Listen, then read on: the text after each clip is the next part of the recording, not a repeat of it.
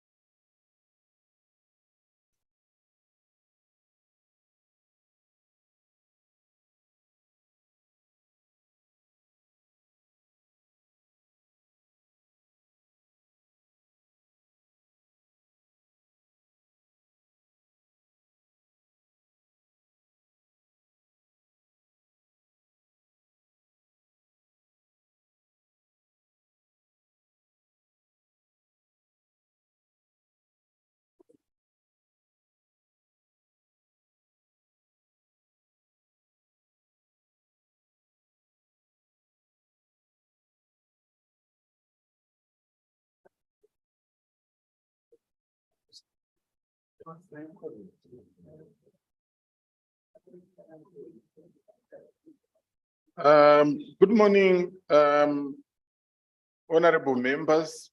My name is Shonen Kurasha. I'm the program manager for democracy, governance, and human rights.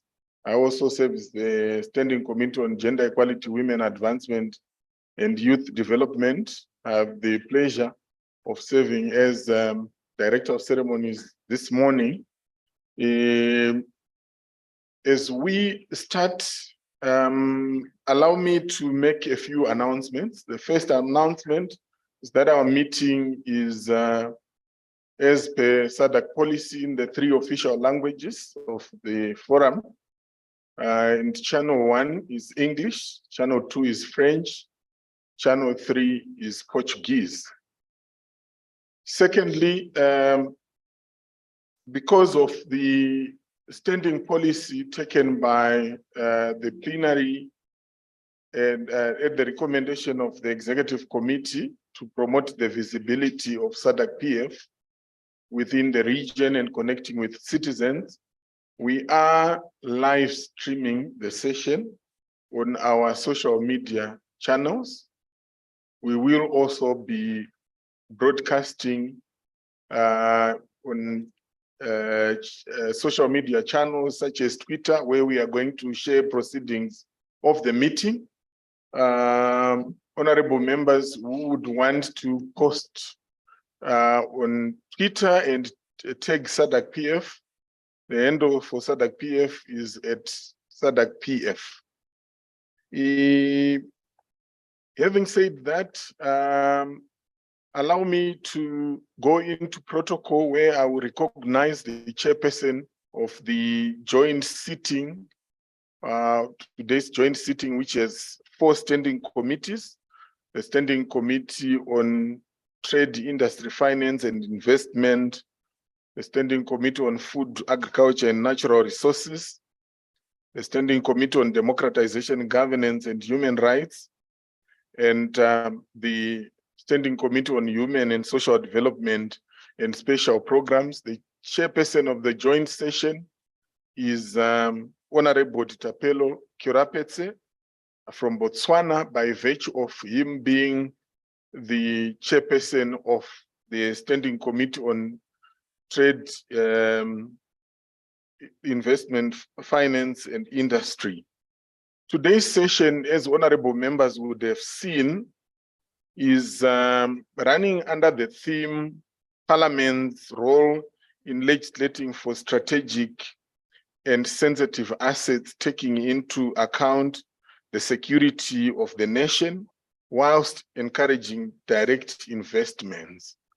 And in this session, we shall be receiving a presentation from a distinguished resource person, Ms. Eva Jala. Many of the members would remember her because she has previously worked with SADC PF as the drafter for 2 model laws, the one on eradicating child marriages and protecting those already in marriage, and the one on gender equality, gender-based violence. At this juncture, having recognized the chairperson of the joint sitting, I also wish to recognize the honorable members from the 4 standing committees that I spoke about. I also wish to recognize the excellence, Madam Secretary General Boemo Sekoma, our distinguished resource person Eva Jala, colleagues from the SADC PF Secretariat and staff of national parliaments. I'm also cognizant of the fact that we have SADC citizens and partners that are joining online. We wish to also recognize them. Distinguished participants, ladies and gentlemen. I think how we will proceed, because seeing that we are a big group, if we went into introductions, we will take a bit of time. Allow me, with your indulgence, Madam SG, to recognize delegates by their respective countries. In this regard, we wish to recognize delegates that are from Angola. Feel free to stand or wave from where you are. Our delegates from Parliament of Angola.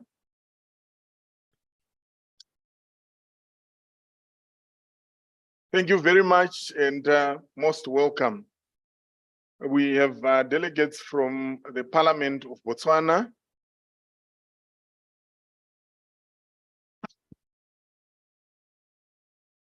Honorable members, what do I need to do to energize you? We wish to recognize honorable members from the Parliament of DRC.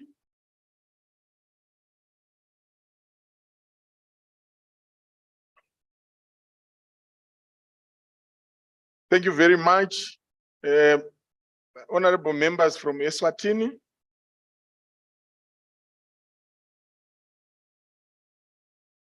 Thank you very much. Honorable members from Madagascar.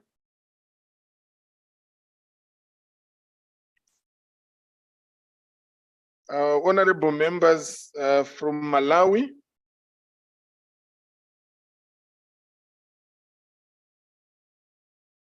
I wish to confirm if there are any honorable members from Mauritius that have arrived.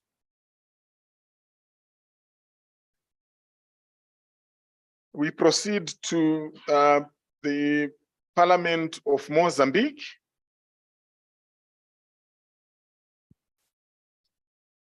Thank you very much, Mozambique. We also proceed to Namibia.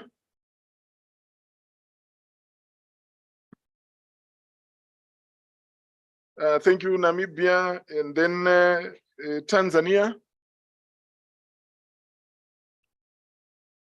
Our host for the 53rd Plenary Assembly. Thank you very much. Seychelles.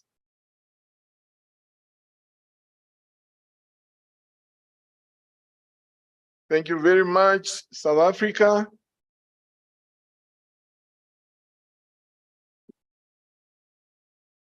Zambia.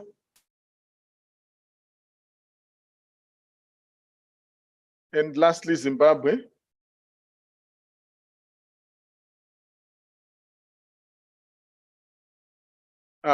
Thank you very much, honorable members. We'll get opportunities to get to know each other more during the course of the day. We wanted to save time so that we are able to have sufficient time to dispense with the important business that is before us today. Having dispensed with the introductions,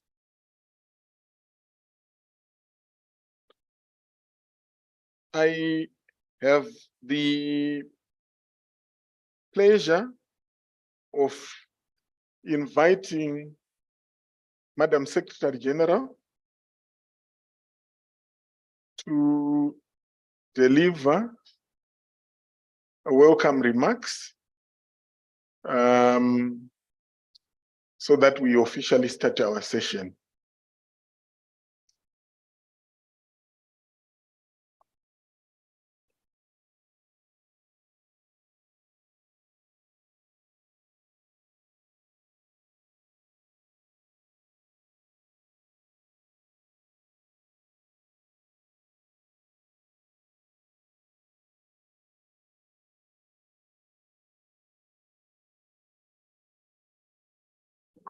Good morning, honorable members. Bon dia, bonjour. Let me stand on the protocol that has already been established by recognizing the chairpersons of the joint standing committees who are here present with us. Also recognize the chairperson of the joint standing committee, Honorable Ditapelo Korapet. Honorable members, let me also appreciate our esteemed resource person, Mrs. Eva Jala. Let me also recognize the SADC Parliamentary Forum Secretariat staff, in whom I depend, and also recognize the staff of national parliaments, including the sexual reproductive health and rights researchers who diligently support the capacity development and work of the forum. Allow me to also recognize the SADC citizens who have joined us online and those beyond the SADC region. Recognize our partners, cooperating partners who work with the SADC Parliamentary Forum in most of these thematic issues. Allow me, honorable members, to just say distinguished participants. Honorable members, my sincere apologies, I forgot to recognize the treasurer of the SADC Parliamentary Forum who's here with us this morning. Honorable members, I bring greetings from the president of the SADC Parliamentary Forum, Honorable Roger Masieng, the Speaker of the National Assembly of Seychelles. With his sanction, honorable members, it is with an unparalleled honor that I appear before you in my capacity as the Secretary General to deliver welcome and opening remarks. First of all, I would like to welcome you on behalf of the members of this joint standing committee, which would allow members of parliament to deliberate on a multi-sectoral perspective on the theme under consideration. Honorable members, as you are aware, joint sessions of standing committees are conducted by the SADC Parliamentary Forum to enable members of parliament to cross-learn and reflect on a theme from a holistic perspective in view of enabling a comprehensive resolution to be made to the plenary assembly of the SADC Parliamentary Forum. In this case, to the 53rd plenary assembly session, which will be held in Arusha, Tanzania.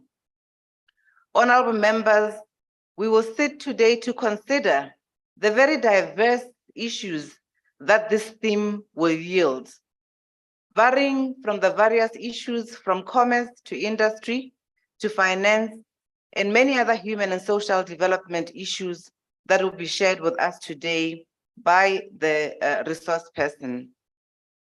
Considering the diversity of members of parliament who are here present today, who reflect the identity of the forum, who will come from opposition and ruling party, inclusive of women and youth, honorable members, I'm confident that the deliberations will be insightful and enlightening for the benefit of the 53rd plenary assembly session.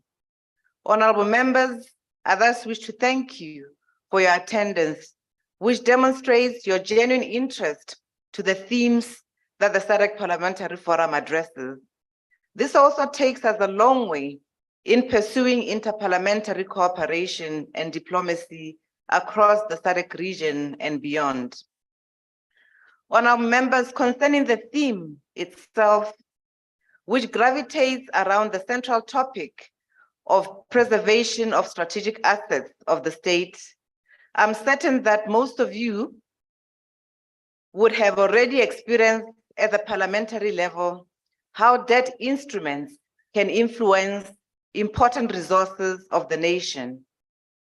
I wish to highlight that this theme has been coined for the joint session, especially since the topic of peace and security has been discussed recently at a previous plenary assembly session, and it was observed that peace would inevitably depend on the extent of foreign influence over domestic assets which are managed by the government, precisely the executive in this regard.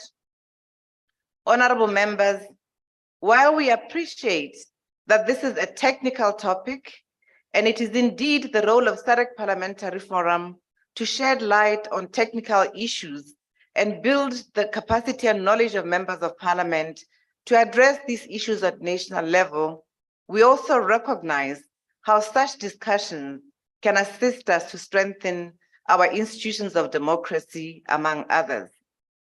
At the SADC parliamentary level, honorable members, we recognize the need to empower members of parliament, for them to be knowledgeable in diverse topics, and we are mindful of the need to constantly update and inform members of parliament of cutting-edge issues, of emerging issues that affect our geopolitics and developmental issues.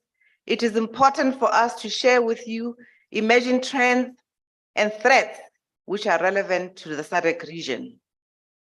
Today, parliaments are being confronted with multiple issues, all of which are expected to be tackled together in a limited time of 5 years or less.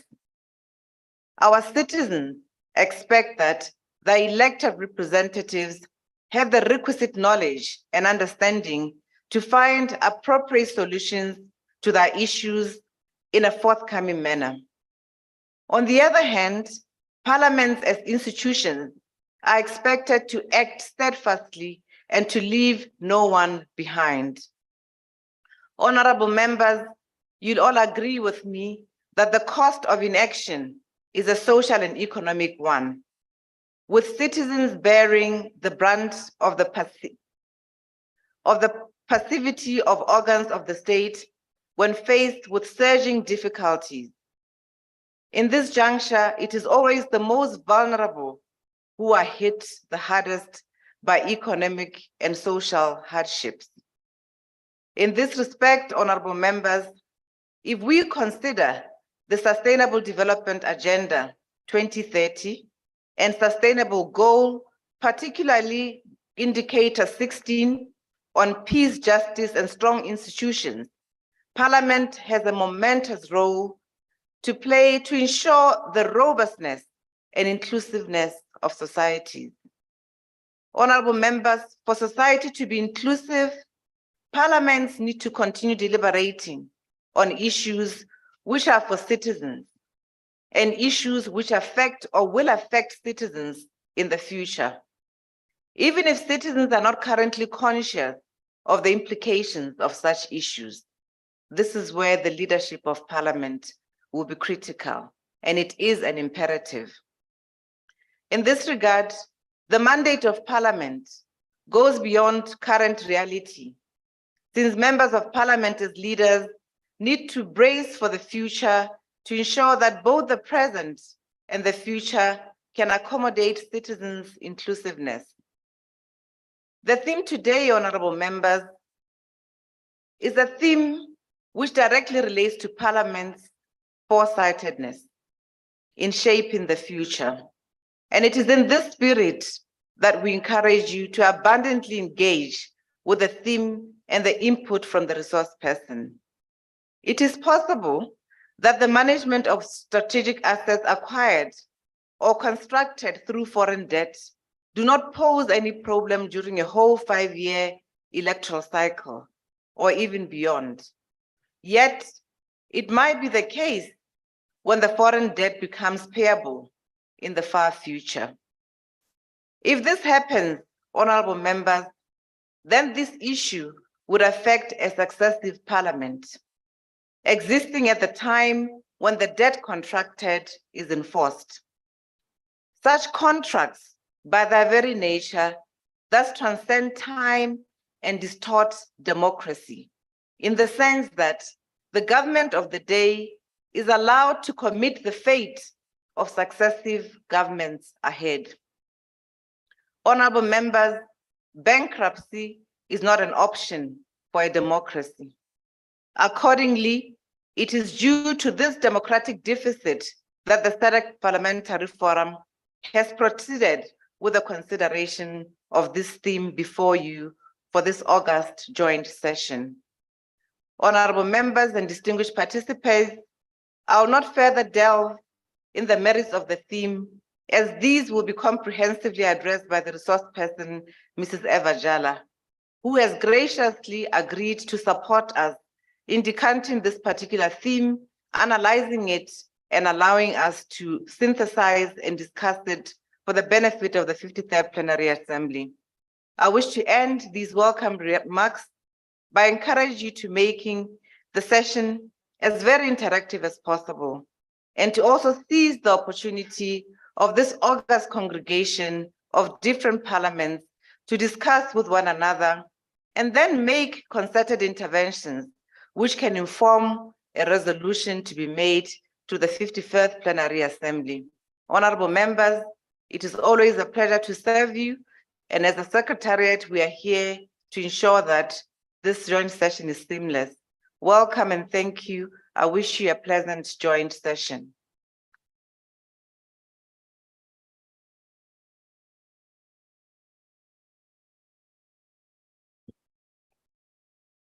Thank you very much, Madam SG, for those very illuminating remarks, putting to the fore the critical issues that form context of this region in terms of the challenges that the region currently confronts, where we have economic decline, particularly post-COVID, where there is growth.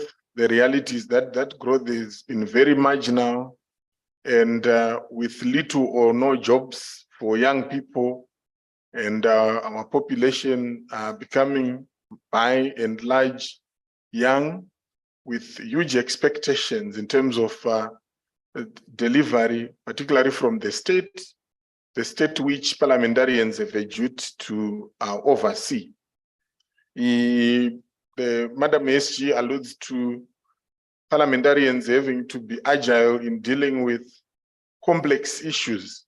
The life of a parliamentarian in a week in this region can vary from having to be assisting in a burial of a constituent member on Monday in the morning, and in the afternoon having to sit in parliament on a committee that's dealing with international affairs, in the following day having to be in the house where complex issues that relate to complex matters such as the economy are being dealt with, and having to receive calls to come back to the constituents because there is yet another member, a citizen in the constituents who need some form of help in one way or the other, and coming to SADC PF meeting on a Friday where the SG places before you the challenge to make sure that you are dealing with matters such as the one that we are having to confront. Because of the dynamism of the issues that you deal with, opportunities such as this meeting are therefore crucial in terms of sharing experiences, particularly because our region shares a common destiny. There are issues that are inherently transboundary, and until we are able to collectively deal with them as a region, as parliamentarians of the region, those issues will not be dealt with effectively. Thank you very much for the remarks, Madam SG. I would not end without highlighting the issue of challenges such as the debt burden to our economies, which are realities at the moment and issues that SG clearly put to the fore. So as we go into the next session, we invite honorable members to exude the energy that is in line with the SG's call. Say, let's seize the moment to share knowledge and build on the resolutions that the joint session will be taking to the 53rd Plenary Assembly, which will be hosted by the Parliament of Tanzania in July. At this juncture, I wish to invite the chairperson of the joint session, Honorable Ditapelo Kirapetse, to come to the front.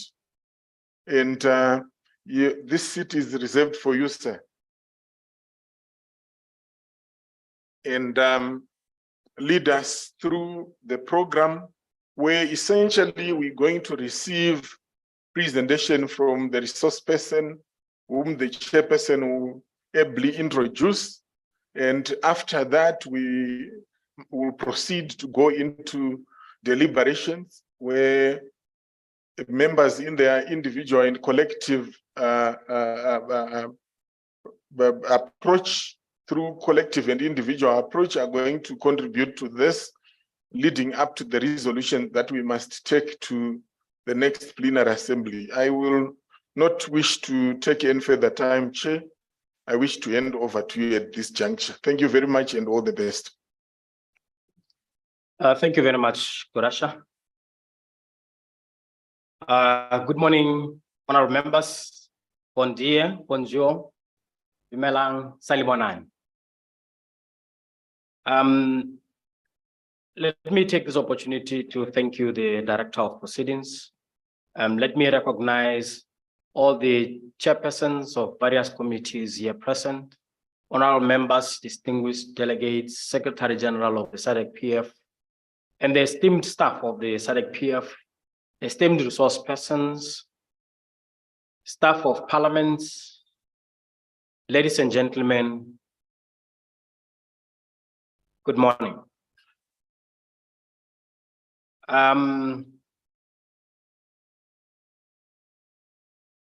An honorable member from Botswana would recall a time when Parliament of Botswana had organized a scorecard training for Parliament of Botswana. And I was seated next to an MP who happens to be a leader of a minority in our parliament. And I whispered to him that, this workshop is so technical that I don't think I'm following. I think I'm just here for food. Eh? So now every time we're going for tea break, we'd say, your time has come. When it comes to lunchtime, we would say, yeah, it's your time now.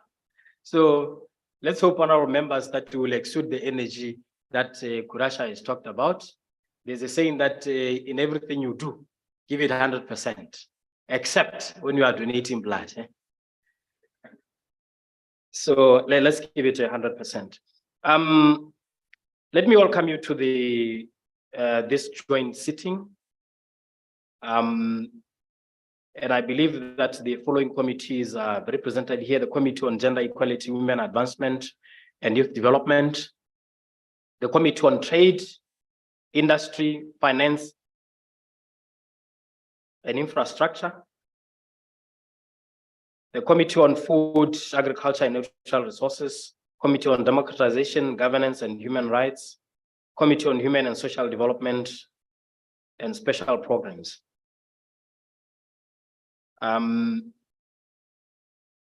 Without much ado, honorable members, The session will take the form that we will invite our esteemed resource person to guide us through the theme for today.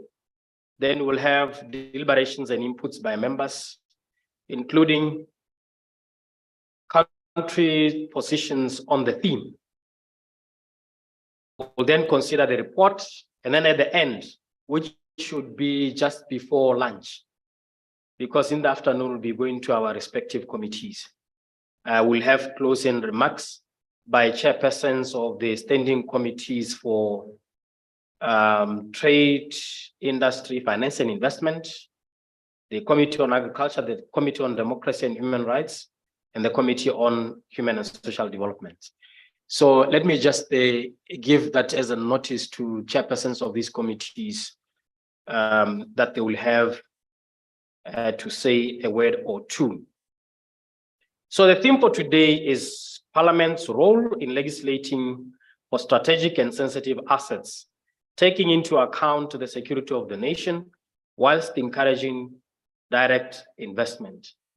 As you may all be aware, as said by the Secretary General and the Director of Proceedings, Shioneni Kurash, this is a precursor to the 53rd Plenary Assembly, which will be held or hosted by the Parliament of Tanzania. And it also follows another important meeting which we held yesterday on the model law oversight committees, which I think also went very well. So without much ado, ladies and gentlemen, let me at this point, before I call her to the podium, introduce our esteemed resource person, Eva Chala. Eva Chala was admitted to the Zambian bar in 1979 and thereafter commenced her public service career. In 1987, she obtained her Master's of Law degree with legislative drafting from the University of Edinburgh in Scotland, after having previously obtained a senior fellow certificate in legislative drafting from the Legislative Drafting Institute of Canberra, Australia in 1981. Between 1981 and 2012, she attended various special training institutions that have enhanced her knowledge in governance matters, corporate and public governance, public administration and policy, and equipped her with problem-solving and advisory capabilities covering a wide variety of subject areas in the realm of public and private law. Eva served as Chief Parliamentary Draftsperson and Permanent Secretary in the Ministry of Legal Affairs, Justice, and as Permanent Secretary in the Ministry of Science, Technology, and Vocational Training. During her tenure as a public servant, she attended and headed many delegations to high-level conferences, negotiation meetings, workshops, and seminars covering an array of policy issues in public and private law and policy, governance, education, vocational training, technological, and scientific fields. As a public servant, she was part of various government teams working on and negotiating important government projects. For example, streamlining and rationalization of the privatization process, reforming the mining sector, energy and aviation sectors. Ms. Jala, during her time as a civil servant, also participated in high negotiations with the World Bank, IMF, and the Paris Club, and bilateral donors on various aspects of government work.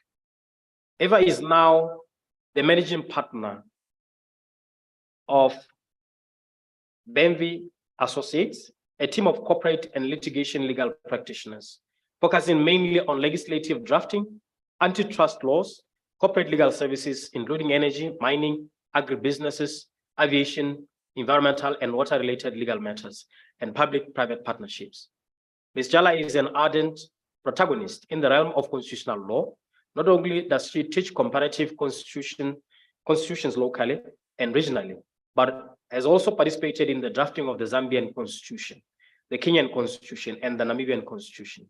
She has taught students from Kenya, Zambia, Uganda, Botswana, Lesotho, Tanzania, Malawi, Ghana, Eswatini, and Zimbabwe in legislative drafting, comparative constitutions, and policy development. Eva has personally drafted since 1981 many laws for Zambia, including major statutes for laws and regulations, and continues to do so as a legislative drafting consultant in the private sector. She has therefore vast knowledge of the Zambian statute book, and as a result has been engaged by various clients to do due diligence projects, institutional and legal analysis of statutory bodies, and strengthening and creating such frameworks, including in-depth legal auditing assignments.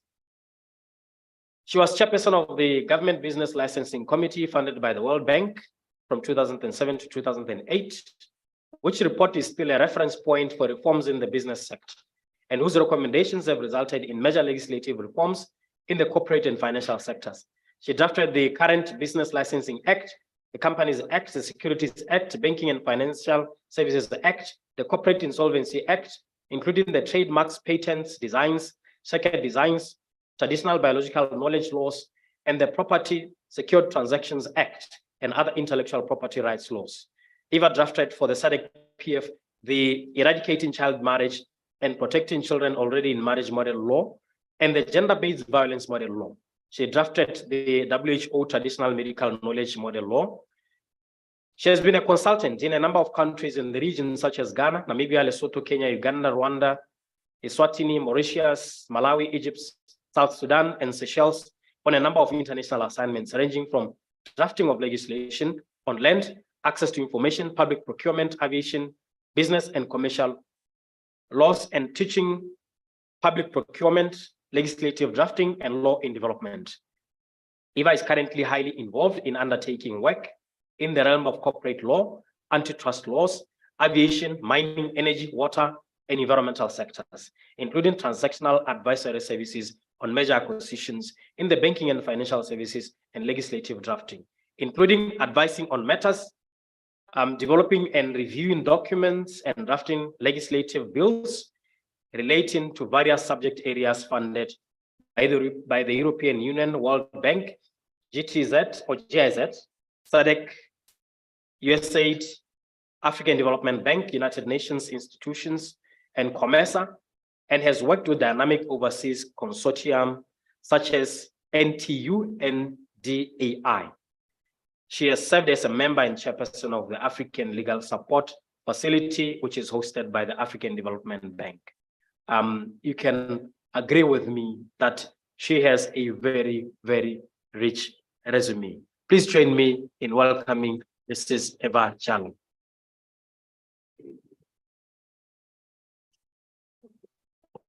Good morning, honorable members. I say all protocols observed. It's a pleasure to be with you today on this very complex topic of legislating or protecting our strategic and sensitive assets. While, and I think this is very important, while still encouraging direct foreign investments. We're not doing away with direct foreign investments, but we also have to ensure that the public interest is taken into account. The securities of our nations are taken into account, and ensure that anything that's systemic to our economies are highly controlled. So I'm very pleased, as I say, to welcome you today to this topic. I know it's very complex, but being members of parliament, I'm sure you're up to the challenge. Thank you very much.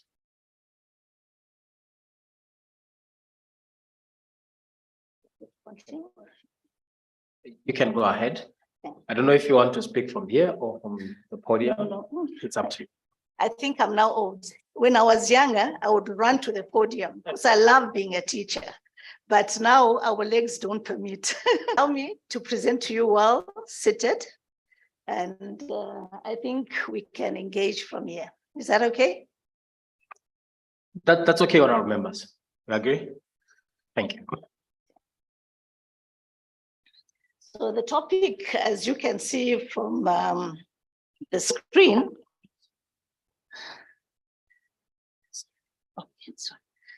it's Parliament's role in legislating for strategic and sensitive assets, taking into account the security of the nation whilst encouraging direct investments. So you can see the little direction arrow. Your role comes in compliance, ensuring compliance, rules, regulations, guidelines. And that's a profound role, very profound. What are we discussing today? The outline will be as follows.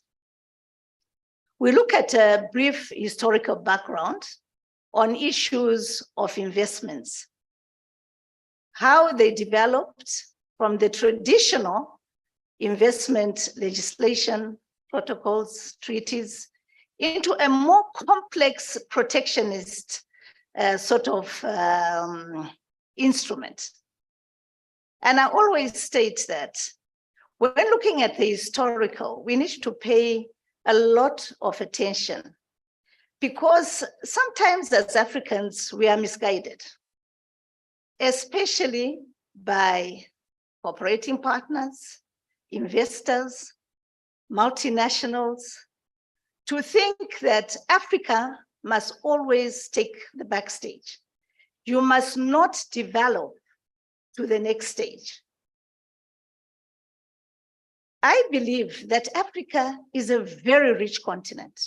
It's the richest continent in the world. But at the same time, we remain poor. Why is that? We should question ourselves, why do we remain poor? Why is a large segment of our populations, some countries 60 to 80%, live in abject poverty? Yet Africa is a very rich continent. So that should stay prominent into our minds when we look at a very brief historical background. Because to me, I believe what's good for the gander is good for the goose. So we are told, no, you can't do that. But in the meantime, in European countries, Western countries, Far East countries, including China, including America, Far West, their laws are developing and they are protecting their assets. Why not Africa? South Africa tried in the Investment Protection Act, for example,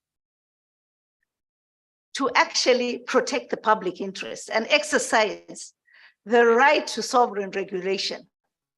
I know most of you have read the criticisms coming out of that act. They were condemned that they will never attract foreign investment. And just because they were taking a step in the right direction. We have, even at SADC level, a FIS strategy, a foreign investment strategy, investing in African countries. Why has it failed? Why was it watered down from the Pan-African investment treaty that was put forward and was submitted to the African Union? Why were those all watered down? Those are the questions we should bear in mind as we look at the background of this very topical issue that is now coming up for consideration in a number of your states. We'll then look at Africa. How far? How far has Africa gone in its investment policies addressing risks to essential security interests? It will be a pleasure hearing from all of you as to your country status in relation to this. I've done quite a lot of research, and mind you, I found very little. So I would really like to see where I've missed out on my research in relation to this topic in your various countries. The third topic we'll be looking at is changing policies relating to investments in national strategic and sensitive assets. Slowly, I think as Africans, we're beginning to say, wait a minute, all these conflicts coming into our country, all the multinationals enjoying all these privileges at the expense of our nationals. What is happening? Why have we no controls? Is it time to change? The fourth topic, addressing potential national security risks. How do we do this? We are not saying that no direct investments. We are saying come in, but leave us the sovereign right to regulate to a certain extent. If you go further as a SADC PF to actually doing a model law, that's where the content will be seen. Now, I'm not going into details. There's not enough time. But you'll be able to see the context. How do you manage national security risks? Your notification processes, your trigger events, your risk management mechanisms. All those become very essential, very, very essential to how you are going to address national security risks. Yes, the private sector, the multinationals will continue. They'll come in, bring in their direct investments, control the mines, continue with their acquisitions, private to private acquisitions. We're not going to stop that.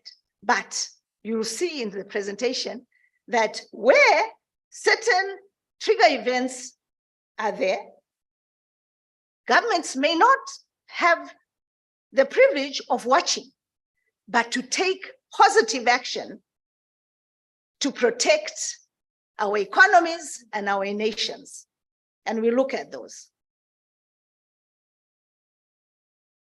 The fifth topic will be addressing investments in the face of potential national security risks. Yes, as I said, investments will continue. But in the face of national security risks, what do we do? We'll look at that. The context of transformational reforms. It's time to think at a broader perspective. It's a time to let go of fear. It's a time to exercise your sovereign right to regulation. It's a time to recognize the sovereignty of each state over their natural resources. The seventh topic will be Parliament's role in legislating for strategic and sensitive assets. What's Parliament's role? It's core, it's profound. Without our MPs that represent us effectively in Parliament, the executive can shy away from a lot of responsibilities relating to the public interest. I think the only way we shall succeed is to have strong parliaments that can take up the mantle and protect the public interest, protect our economies, protect the social welfare of our people. If we even give away the source of our rivers, our treatment plants and everything, do you know that one day we'll get up and find the whole nation is poisoned and we're all dead? And they'll all be looking at us. It's only Parliament that can put their foot down and say, listen, executive, we are now tired. We need to protect our people. We have the resources. If they don't want, too bad. If they want to invest, let them come in, but on our terms as well. They have their terms. You'll see how they've protected. It's very difficult even for any of us here, Africans, to go and invest freely in China, invest freely in the UK, invest freely in Canada, in Australia.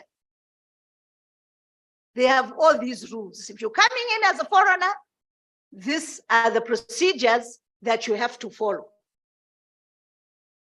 If you are acquiring any investment, existing investment, notification processes must be followed.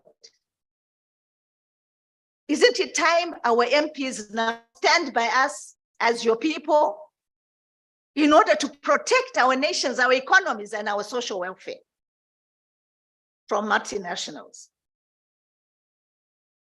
Then we'll discuss, lastly, SADC-PF's facilitatory role in creating model laws. Model laws are very good, an essential tool to ensure consistency through your member states, to help the incapacities, as you shall see, that exist in our countries. So, lastly, let me just say on our outline of presentation that my intention is not to go into detail. This is a narrative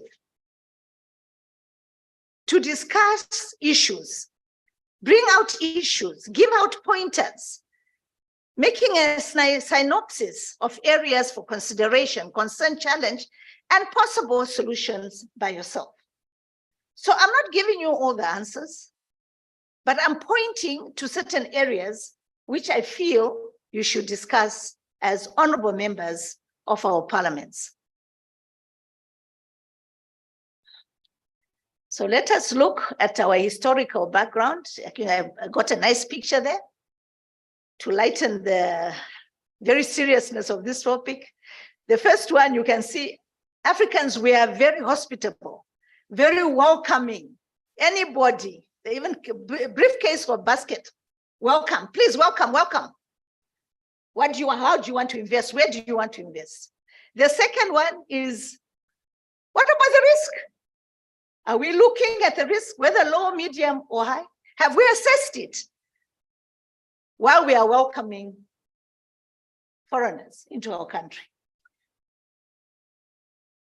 So over the decades, honorable members, many countries have eliminated most barriers to trans-border capital flows and have abolished exceptions to national treatment for the acquisition, ownership, control, or operation of national strategic or sensitive assets by foreigners. We've got open door policies, only controlled by small investment laws, traditional investment laws.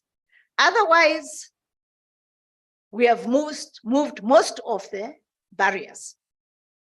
This openness has created economic opportunities for home and host economies and for multilateral enterprises to roost. They are roosting in Africa. With these opportunities, however, come the risks, including those related to the recipient country's essential security interests.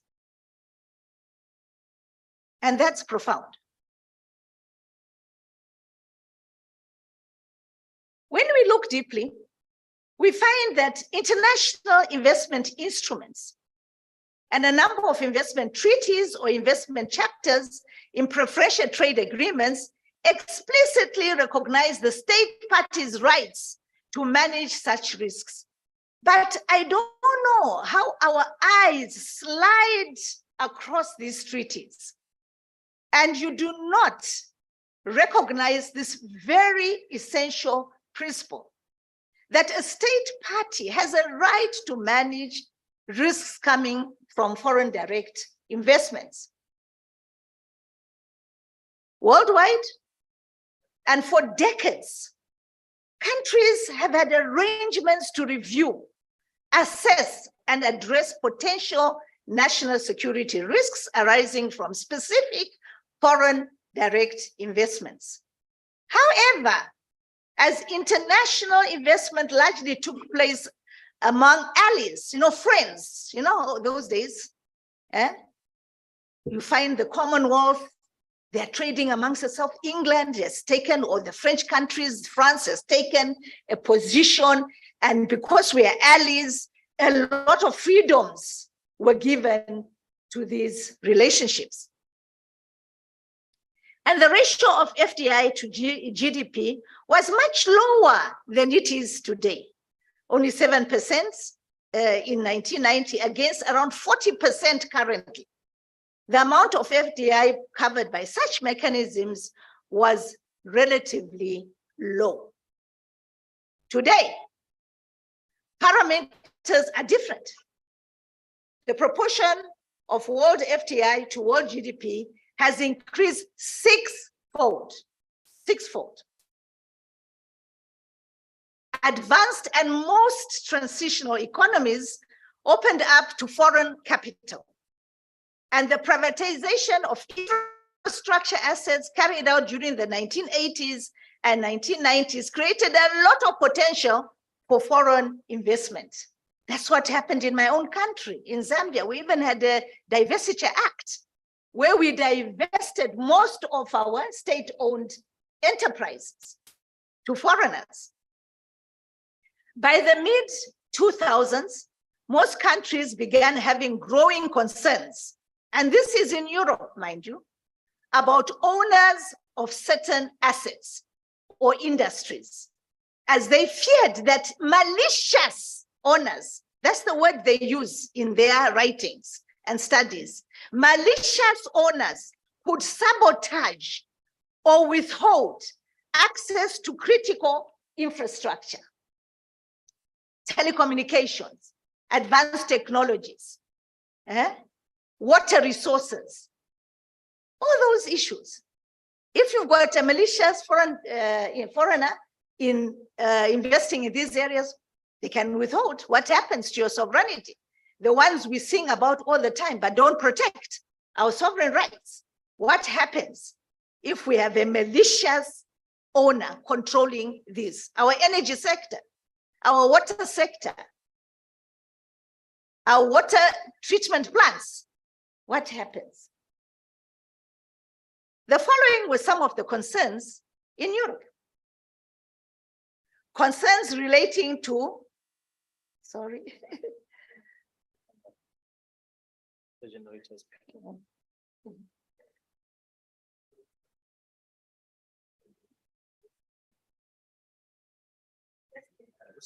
I can carry on? Yeah, please carry on. Is the power outage, and then I think the backup generator will pick up. The chair, just to check if interpretation is available in all the languages. Kindly confirm. Can I just confirm if the interpretation is available? French, Portuguese? Is it fine? Oh yeah, sure. Thanks. Thank you. You may continue, Eva.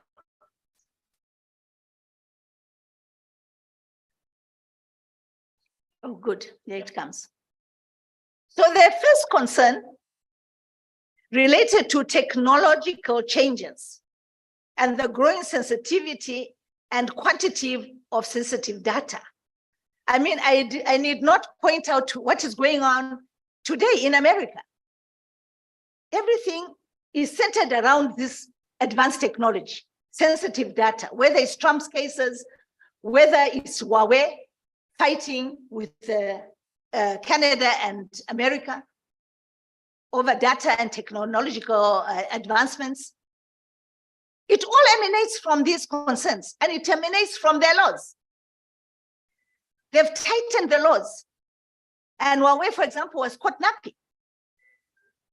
Concerns of the more assertive stance of some countries in the global economy and strategic competition. You are fighting multilaterals vis-a-vis the small investor. Who wins? What does the antitrust laws do, or the competition laws? Are they strong enough to avert danger to systemic economic interests or risks? The third major concern, and I've just selected three, by the way, is about natural resources sustainability and generational equity. African Union had tried to deal with it. The Pan-African Parliament tried to deal with it. SADC, in its own way, tried to deal with this issue of sustainability. But where are we today? We haven't progressed much. All we are doing is when a situation confronts us or a document which is solid comes to our tables, we shy away and maintain the traditional investment policies. and shy away from the hard decisions that must be made in the public interest. Soon after 2015, interest on the intersection of foreign investment and essential security interests began to rise around 2015. And that's, if you look, that's the time that South Africa enacted its Investment Protection Act. But the backlash came from there. More countries began to complement, expand, or replace traditional authorization requirements in sectors considered sensitive with new and more comprehensive policies that address the security risks associated with inward investments. In the face of security concerns, uncertainty and accelerating, what's this? What a block here, sorry. Risk to their economies and nation at large, countries began crafting well-targeted policy responses as being paramount to safeguarding essential security interests. And it was a pleasure for me, who's got a lot of work in this area, to see Zambia coming forward and saying, no, let us relook at our investment policies and see how we can embrace this paramount notion of safeguarding essential security interests. And I was quite proud of our president, who actually requested a report on this matter. How do we safeguard while encouraging or not distracting from our direct policy investment policies, but actually come into exercise our sovereign right to regulate? Very forward looking. In 2009, countries that had participated in the Organization for Economic Cooperation and Development, OECD, I'm sure as MPs you've all heard about this organization, hosted dialogue on international investment policies adopted by OECD guidelines for recipient country investment policies relating to national security. So that's what I was saying, what's good for the gander is good for the goose. They actually met and said, how do we protect our countries? How do we protect national security while encouraging investment? And those are European countries, including the Americans, the Chinese, the Japanese, and the Australians. The adoption of these guidelines was preceded by intensive policy dialogue and analysis, which summarized what the policy community at the time considered good policy in the area of investment and security. They call it good policy. But when it comes to Africa, it's bad policy. You are discouraging direct investment if you do this good policy in Africa. Think about it. The adoption of these guidelines were preceded, I've read that. The guidelines have since served as a benchmark for policy design for 39 governments that have formally adhered to the instrument, as well as many other non-adherents.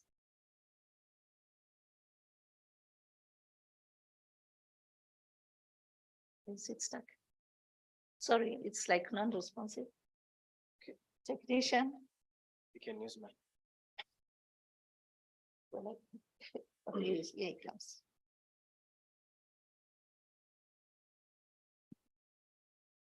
Good, thank you so much. Sorry, it just became non-responsive. It's therefore not surprising that over the past decade or so, most European countries, Canada and the Americas, and some Asian countries have enacted stringent laws on their national strategic and sensitive assets, focusing on acquisition ownership restrictions, foreign control of enterprise limitations, land ownership limitations, and location of infrastructure restrictions. So like for the last one, they would not allow any foreign investor to build infrastructure near sensitive assets, like the defense assets, presidential assets, or anything of the like, water source assets. They won't allow you to locate your infrastructure there. What's good for the gander is good for the goose. So that was just a summary. I wanted first to set the background of where the multinationals, the foreign investors are coming from, the type of legislation they have put in place to restrict foreign direct investments into their country. So I wanted to lay that foundation. So we now look at Africa. How far? Investment policies addressing risks to essential security interests. How far? Or we are looking at this, the global aspect and the dollar. The dollar obviously is somewhere there. The greenback becomes too attractive for us. What happens when we take that stance? So you find that most countries in Africa have not, unless I'm mistaken, that's why I'm so eager to hear what is pertaining in your own countries, have not comprehensively come up with policies or enacted laws to ensure sustainability of investments coming into their countries, especially those impacting or involving their natural resources, sensitive infrastructure, or advanced technology. We have not. And in those resource-rich countries, all we are experiencing is violence, wars, instability. Why is that? It's your wealth. Why aren't you in control? Why should you fight each other internally to create chaos internally so that there's no regulation, there's no overseeing by parliament, people are busy fighting each other, there's no rules, there's no regulations to follow, and the multinationals love that. I hope I won't be killed. They love that. Where there's instability, it's easier to get the licenses, it's easier to go and mine wherever they want, withdraw, take out of the country your precious natural resources without any controls. Planes fly out of your jurisdictions at night, and you don't even know what they're carrying. Gold, copper, you name it. Timber. In our country, we've got what we call mukula, very precious forestry produce. Because there's so much instability. There's so much uncertainty. No one knows what's happening behind the scenes. Are we going to allow it, or are you going to allow it as our parliamentarians? Very powerful people in society. You can stop the rot for the benefit of your citizens. Most have opted for piecemeal enactments, say in defense and security laws, land laws, where you say, oh, foreigners can't own land unless you are an investor. Have you seen how we contradict ourselves? But when you look at the controls, unless you are investors, very weak. Company laws, financial management laws, security laws, etc. Very piecemeal, done very piecemeal, without any impact on what we are trying to achieve. The preoccupation for Africa was or is still to ensure big direct investments from foreign countries into their countries, guaranteeing and protecting such investments. That's our protection.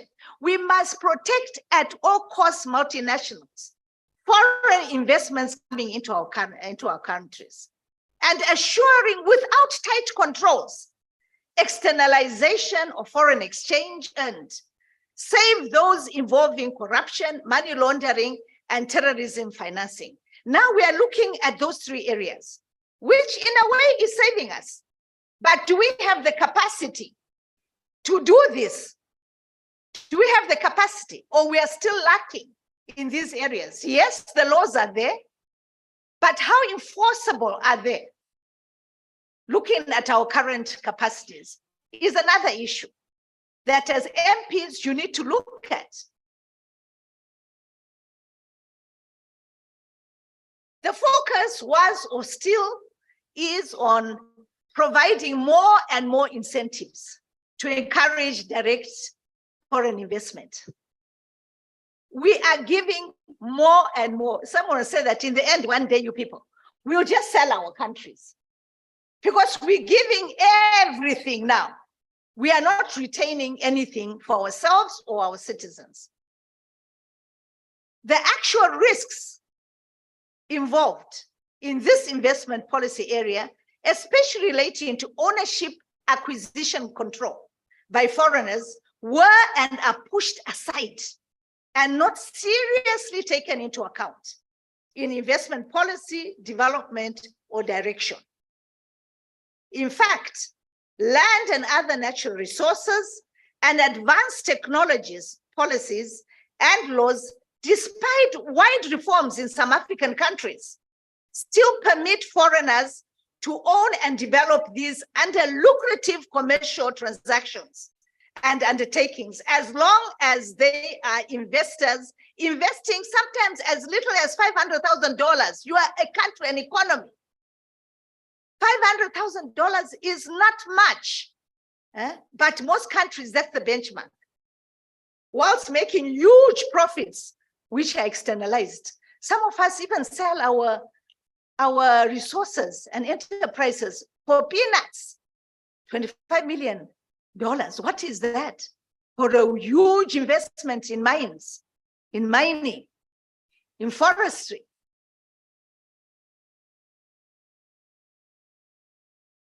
Changing policies relating to investment in national strategic and sensitive assets. Ladies and gentlemen, honorable members, we need new economies to thrive as Africans. We need our MPs to police for us, policing through the laws, through debate, through advocacy in your constituencies, to remind people Africa is rich, but Africa has failed to manage its natural resources, its sensitive resources, to the benefit and welfare of the citizen. This policy area, Mr. Chair, for investments in natural resources, advanced technologies, and pharmaceuticals, etc., is fast changing all over the world, with more restrictions, access and limitations being imposed, and compliance being strictly monitored. Strictly monitored. Yes, you can come invest, but follow the rules. Despite rapid global changes and enhanced protectionist measures, Africa lags behind, except for a few countries in legislating stringent legal rules controlling investments in certain national strategic and sensitive assets and advanced technologies by foreigners without much consideration to security concerns. Morocco, Nigeria, South Africa, at least are trying. They are trying. But how far? Have they reached the levels which Europe has reached, the Americas, the Australia, Asians? How far have we gone? This promote investment policy area centers on three elements linked for effective governance and control. Encouraging direct investments, yes, no one is saying no. Protecting and realizing the value of a country's national strategic and sensitive assets, and safeguarding security, essential security interests, systemic to the economy and the nation. So that's what we are talking about. These policy investment areas, which we have tended to shy away from as Africans, because we are afraid that if we legislate, if we control, they won't come and invest in our countries. They run away. Let me tell you, they won't. Africa will always reach out its hands. It will always, the Bible has said it, Ethiopia shall reach out its hands to the rest of the world, and it shall come to pass. Because it started in Africa, it will end in Africa. Africa is a rich continent. We should not be afraid. God be with us. In advanced and transitional economies have put in place arrangements to assess and address potential security risks arising from specific foreign direct investments. Yes, invisible policy arrangements have been used historically to manage risk, but these were limiting. For example, authorization requirements, licensing procedures, procurement procedures, sectors of the economies reserved for domestic or majority domestic owners, and other similar arrangements, limiting investments in a few specific areas for empowerment of citizens, which are not accessible to foreigners, and extending incentive to local and citizen investors. This is very interesting. Look at those areas that are reserved. When I was the chairman of the business licensing committee for the World Bank in Zambia, I picked a few countries, the regional countries, SADC countries. And the one that I saw was very interesting was Namibia. So I looked at these areas. What are the areas not requiring licenses, which are reserved to empower the Namibian citizen? I was sad. I'm sorry, Namibia. I think you're somewhere there. And these were hairdressers, you know, that type of area, small business, laundrettes, small business for the citizens. The big pie was still left to the multinationals. Was still left for the big foreign investor. But yes, the protection was for small businesses. It is also the same in Zambia. You are trading in places like Kamwala, you are briefcase businesses, and so forth. Not the big stuff. Up to now, Zambia, they're still fighting to have a chunk of those mining licenses. Now we have got small scale mining licenses, which most of them strive to get into, small scale. The large scale, unfortunately, they don't even have the capacity to mine those. What are the capacities that we are trying to create? Why don't we create these capacities so that our own citizens benefit as constitutionally stated? Most of our constitutions are very clear. Citizens must participate in sustainable development and ownership of their own resources. How far have we gone? I don't see it. But how and to what extent have these policy arrangements protected essential security interests or even grown the capacity of local investment or citizen-owned big enterprises? Say in the mining area, despite the vast natural resources existing in Mother Africa's soils. Let's think about these issues. Changing policies relating to investments in national strategic and assets. Most countries' views as to what constitutes national strategic and sensitive assets are now converging. People are now sitting back at our ideas. Let's discuss. Let's put them together, and you find these are actually converging. National strategic and sensitive assets may include the following: minerals, land, forests, wildlife, and water. These are natural resources or extractive industries. These are what we term strategic assets. Then you've got water supply, treatment and distribution plants, telecommunications and energy infrastructure, services, sensitive assets. These are sensitive assets. Then you've got energy, gas and oil, and related infrastructure in the extractive resources regime. These are strategic assets. Advanced technology, know-how, data and software, algorithms, pharmaceuticals, biotechnology, etc. In the realm of science and technology, these are sensitive assets which needs protection. And any other asset considered to be core to the economy and impacts on its or national security, e.g. defense and government infrastructure and food security inputs and infrastructure. Never forget food security. If we are blocked or poisoned or whatever in our inputs, we allow too much biotechnology, or what you call that other one, where it destroys our maize seeds, our indigenous seeds, modified organisms. We allow too much of that. What happens to our food security for the future? So what should be the scope of the policy and laws in this investment area? The policy and law generally should cover regulation of foreign direct investments in national strategic assets. We are not saying no. We are saying guide, control, limit, and allow acquisitions from private to private, public to private, and so forth. But do it in a more controlled regulatory manner.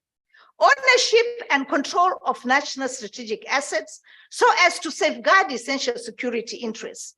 Procedures relating to state acquisitions of national strategic and sensitive assets, qualifying enterprises and acquired enterprises. Please, we are not saying the state should acquire existing enterprises or state or sensitive assets.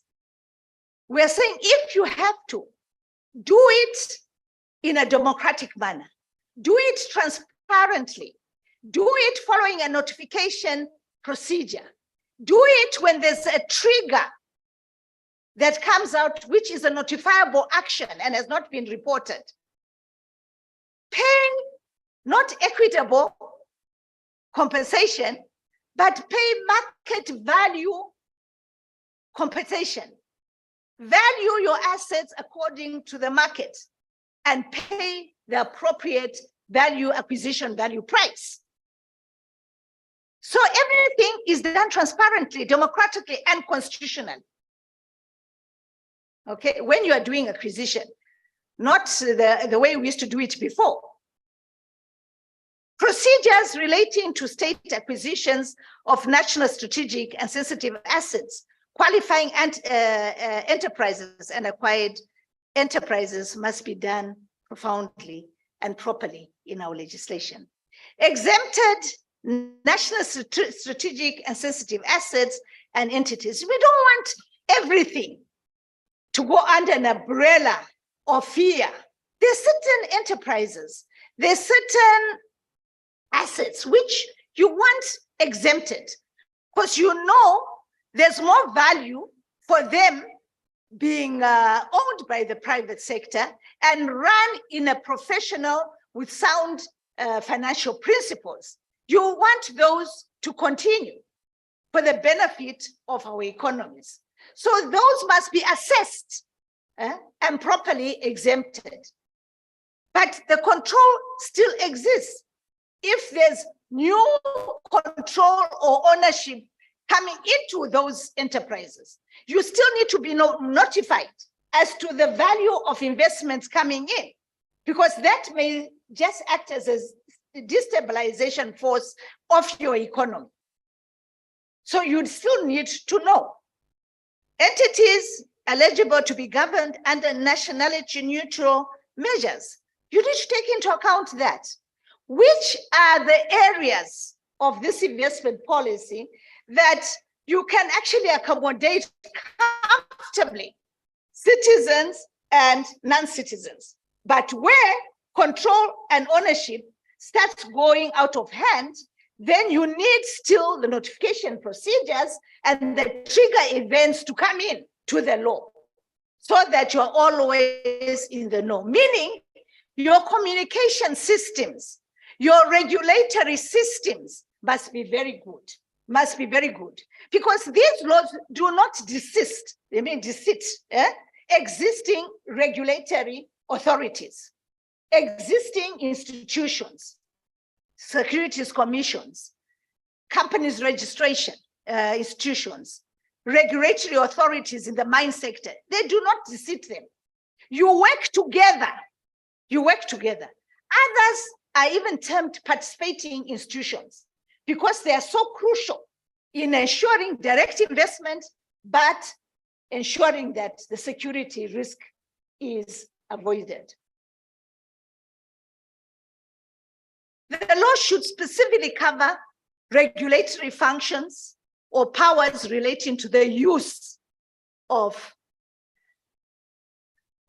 natural resources or advanced technologies, except to the extent prescribed. I mean, they should not cover these, except, there's just a note missing there, except to the extent prescribed. Regulatory authorities established under any other law or portfolio ministries, except to the extent prescribed. It should not cover licensing procedures which regulate their use rather than the ownership of a national strategic or sensitive asset or enterprise. It should not cover concessions and use rights where the government holds monopolies. It should not cover sale of strategic assets in which the government is the seller and risk can be managed by the choice of the acquirer. It should not cover acquisitions of strategic assets in which the government is the acquirer under public procurement procedures, public-private partnerships, or joint ventures where the government is able to manage the risk through choice of suppliers or partners. It should not cover state ownership or control transactions whether constituted or commercial, including control ensured through special or golden shares, where the government is able to control decisions and risks as if it was a private entity, or any obligations arising under treaty. And those obligations, nevertheless, under treaty, there is a recognition, as I said earlier, of the state's right or autonomy to regulate over its natural resources. So the law shouldn't be overwhelming because these areas are covered elsewhere in your laws. And this I definitely know because I've studied a lot of the investment laws in your countries and state-owned assets. Addressing potential national security risks. I'm afraid for this one, we all have to go back to the drawing board, meaning we are going back now to replanning. Parliament has to exercise very strict controls on policing the policies that come out from this planned strategy. However, addressing directly investment policies related to national security has become essential, and the designs to manage these have become more complex. That's where most African countries shy away from tackling this profound issue. It's too complex. It's too technical. It's not easy. Let's not even go there. But we are killing ourselves in the process. There's people willing to help governments in achieving this. We need to embed these in legislation, either as standalone laws or integrated in complex competition antitrust laws using public interest tests related to essential security interests. As members of parliament, your role is to understand and interrogate these complex structural and normative arrangements, mechanisms presented in draft legislation, or you should encourage debate on these matters. Your role is to recognize public interest concerns relative to these issues as to who controls your economies. If it's dominantly foreign controlled, identify what are the risks to essential security interests. Your role is where the risk is associated with the acquisition ownership of national strategic or sensitive assets. What measures should Parliament legislate to safeguard essential security interests? You have to know we need to put in more than what the executive has put in and laid before us. Because you do understand, and you are so lucky you've got a fantastic secretariat who thinks holistically on all these issues. You've got fantastic committees who debate and understand these issues so they can help the rest of Parliament identify the weaknesses in legislation coming from the executive. If there is a dire need for direct foreign investment, what nationality neutral measures or exemptions will be embedded in the legislation to encourage this? Yes, we know we are still crying for direct foreign investment, but how do we permit it? On what grounds should we permit it? Addressing investments in the face of potential national security risks continued. So despite adaptable policies and continual reform, implementation of acquisition and ownership related policies has brought to light some practical challenges. There are challenges. Even flexible instruments may not necessarily lead to desirable outcomes in all cases. Laws are not perfect. Laws are not meant to fix everything. There's some other things that you must do in order to ensure enforceability and implementability. Those countries that have advanced mechanisms to manage acquisitions and ownership control related risks have taken different approaches, chosen different criteria to identify risk, formulated policy and procedures with different level of detail, and have allocated vastly different institutional and financial resources to the implementation of these mechanisms. I can tell you, with a good structure to manage this policy area, you will go 75% of the way and be successful. Come up with an independent structure with well-capacitated personnel, knowledgeable personnel who will understand how this risk area can be managed. And we all know that in Africa, we have one of the best human resources, trained everywhere, trained in America, trained in England, trained in our own African universities, who are very knowledgeable, very knowledgeable. But sometimes I feel like the intelligentsia in our countries are hated. They're not liked. They are pushed aside. They're not even consulted when they're coming up with these policies. But to me, I'm proud of the fact that committees of parliament now are calling up academia. They're calling out outside consultants to appear before them and help them understand issues. The new parliaments are doing very well on that front. Please continue.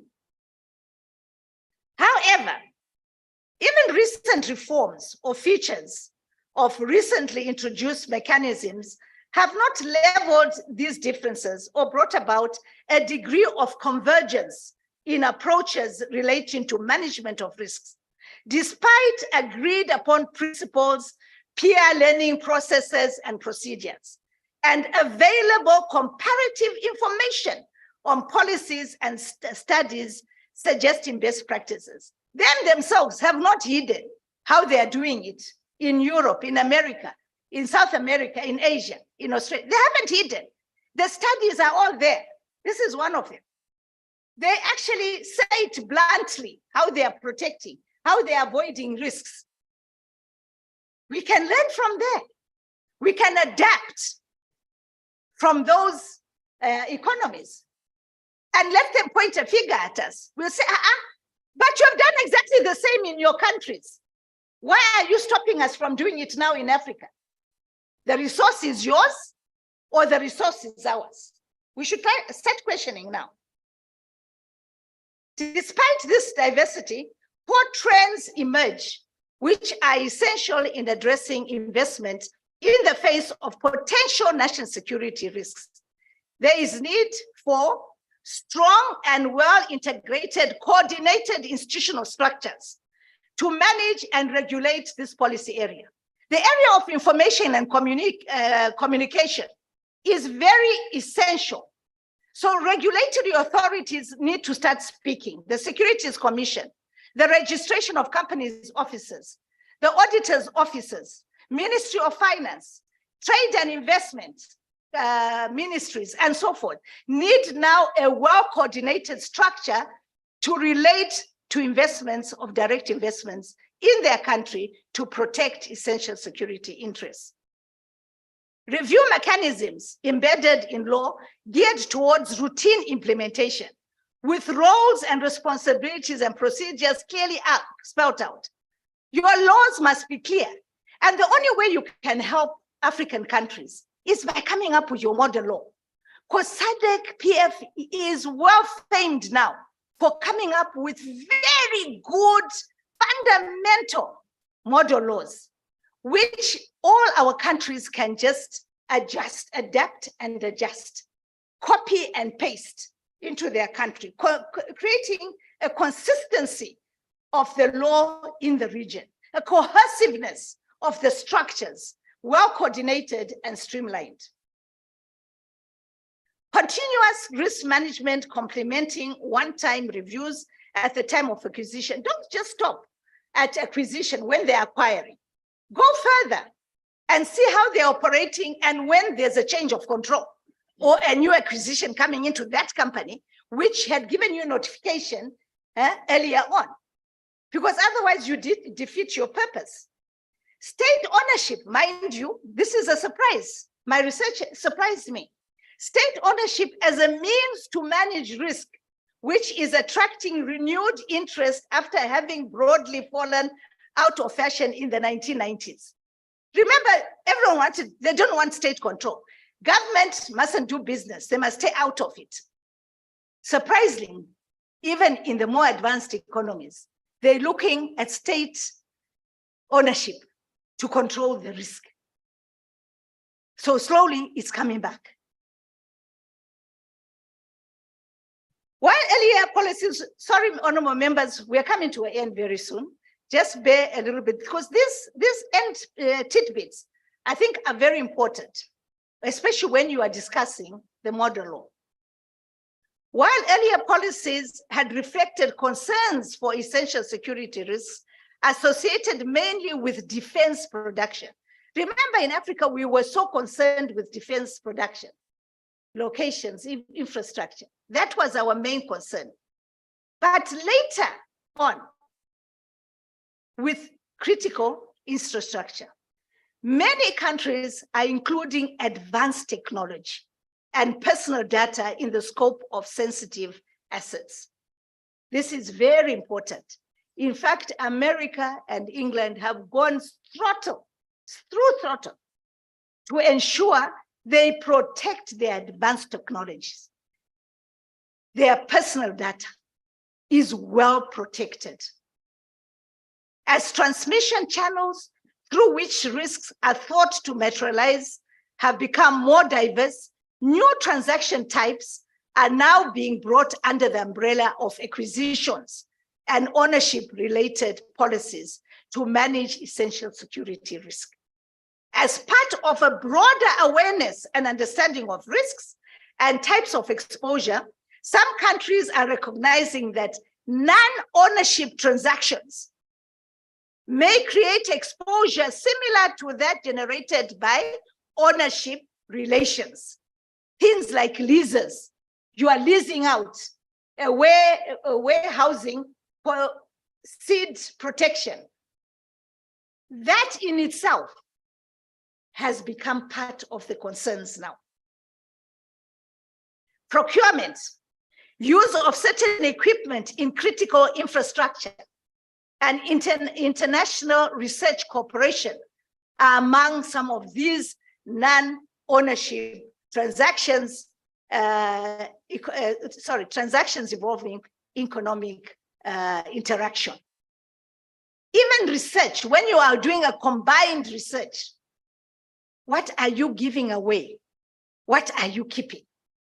What is being transferred? What is being stolen becomes essential to the economy and your nations. It's a big risk. Therefore, acquisitions or ownership-focused policies may increasingly appear as only a partial solution to a broader challenge, while the understanding of these issues is growing. The need for and design of adequate policy responses needs to be explored further. A precautionary warning to you as honorable MPs: when scrutinizing laws on investments, whilst considering national security risks, the following is imperative. The design of adequate measures for effective policy responses needs to be explored further if a transformational framework for regulating and managing national strategic and sensitive assets is to be successful. The proliferation of acquisition and ownership-related mechanisms, the evolving designs, and more assertive implementation measures are likely to increase interaction between these mechanisms and measures, rules, and obligations under domestic and international law. So you're looking at your own laws and you're looking at the international law. You're looking at public law and you're looking at private law. So you have to capacitate yourself in all these areas. The proposed interactions may influence and occasionally constrain the design and implementation of current policies and strategies. Therefore, acquisition-triggered review mechanisms, commonly identified as investment policies related to national security, must be seriously considered and clearly legislated for. These may encompass notification and authorization requirements for certain acquisition of greenfield projects, licensing procedures that are inaccessible to foreign controlled entities, and other arrangements that relate to ownership or forms of control that are not conveyed by ownership. Whatever the system chosen, the correlation with other related laws must be maintained. Please, they must be maintained. The Corruption Act, the Anti-Terrorism Act, the Money Laundering Act, the Securities Act, the Public Procurement Act, your Investments Acts, you've got already standalone investment acts, and so forth and so forth. These must be maintained. Therefore, it is imperative that the governing system used to effectively manage and regulate national strategic and sensitive assets must be such as will enable effective policy responses. Effective policy responses. It must also promote greater transparency, accountability, and trust. Remember, these things make good investments: transparency, accountability, and trust, and allow the private sector to do business in a well-organized and regulated business environment, whilst ensuring liberty to contract. That's very important. Liberty to contract. Don't stifle all commercial transactions in the process of trying to manage risk. There must be freedom to contract and settle business disputes independently without much intervention or interference by governments. Yes, you can have a tribunal set up in the law. But do not, for heaven's sake, take away the right of investors to go to international mediation or arbitration. They've got that right under public international law. Maintain that right, but make it much easier for them to oblige by first exhausting the administrative machinery before going out. They might find a better solution internally, which may be quicker than going for international arbitration. To ensure such responses, it is important to put in place effective communication, coordination, and consultation mechanisms with existing portfolio ministries and regulatory authorities legally mandated to manage and or regulate the sectors in which the targeted national strategic and sensitive assets are currently under. Effective policy responses will enable oversight bodies to monitor and evaluate risks, challenges, and successes of the system that you have put in place. Honorable members, thank you very much for paying me your attention, which I know it was long, but I think necessary. I invite you now to have a discussion controlled by our chairman, of course, whether it's in the form of questions and answers or general debate. Thank you very much. Thank you very much. Let's give a round of applause. Thank you very much, Eva. There we are, honorable members. You would agree with me that it was an insightful presentation. In her own way, she sought to remind us that democracy doesn't just presupposes that rulers are chosen by the ruled or removable by the ruled, but also that rulers must at all material times act in the interest of the ruled through safeguarding sensitive and strategic assets for the common good, for the good of our countries, for the good of our region, for the good of our continent.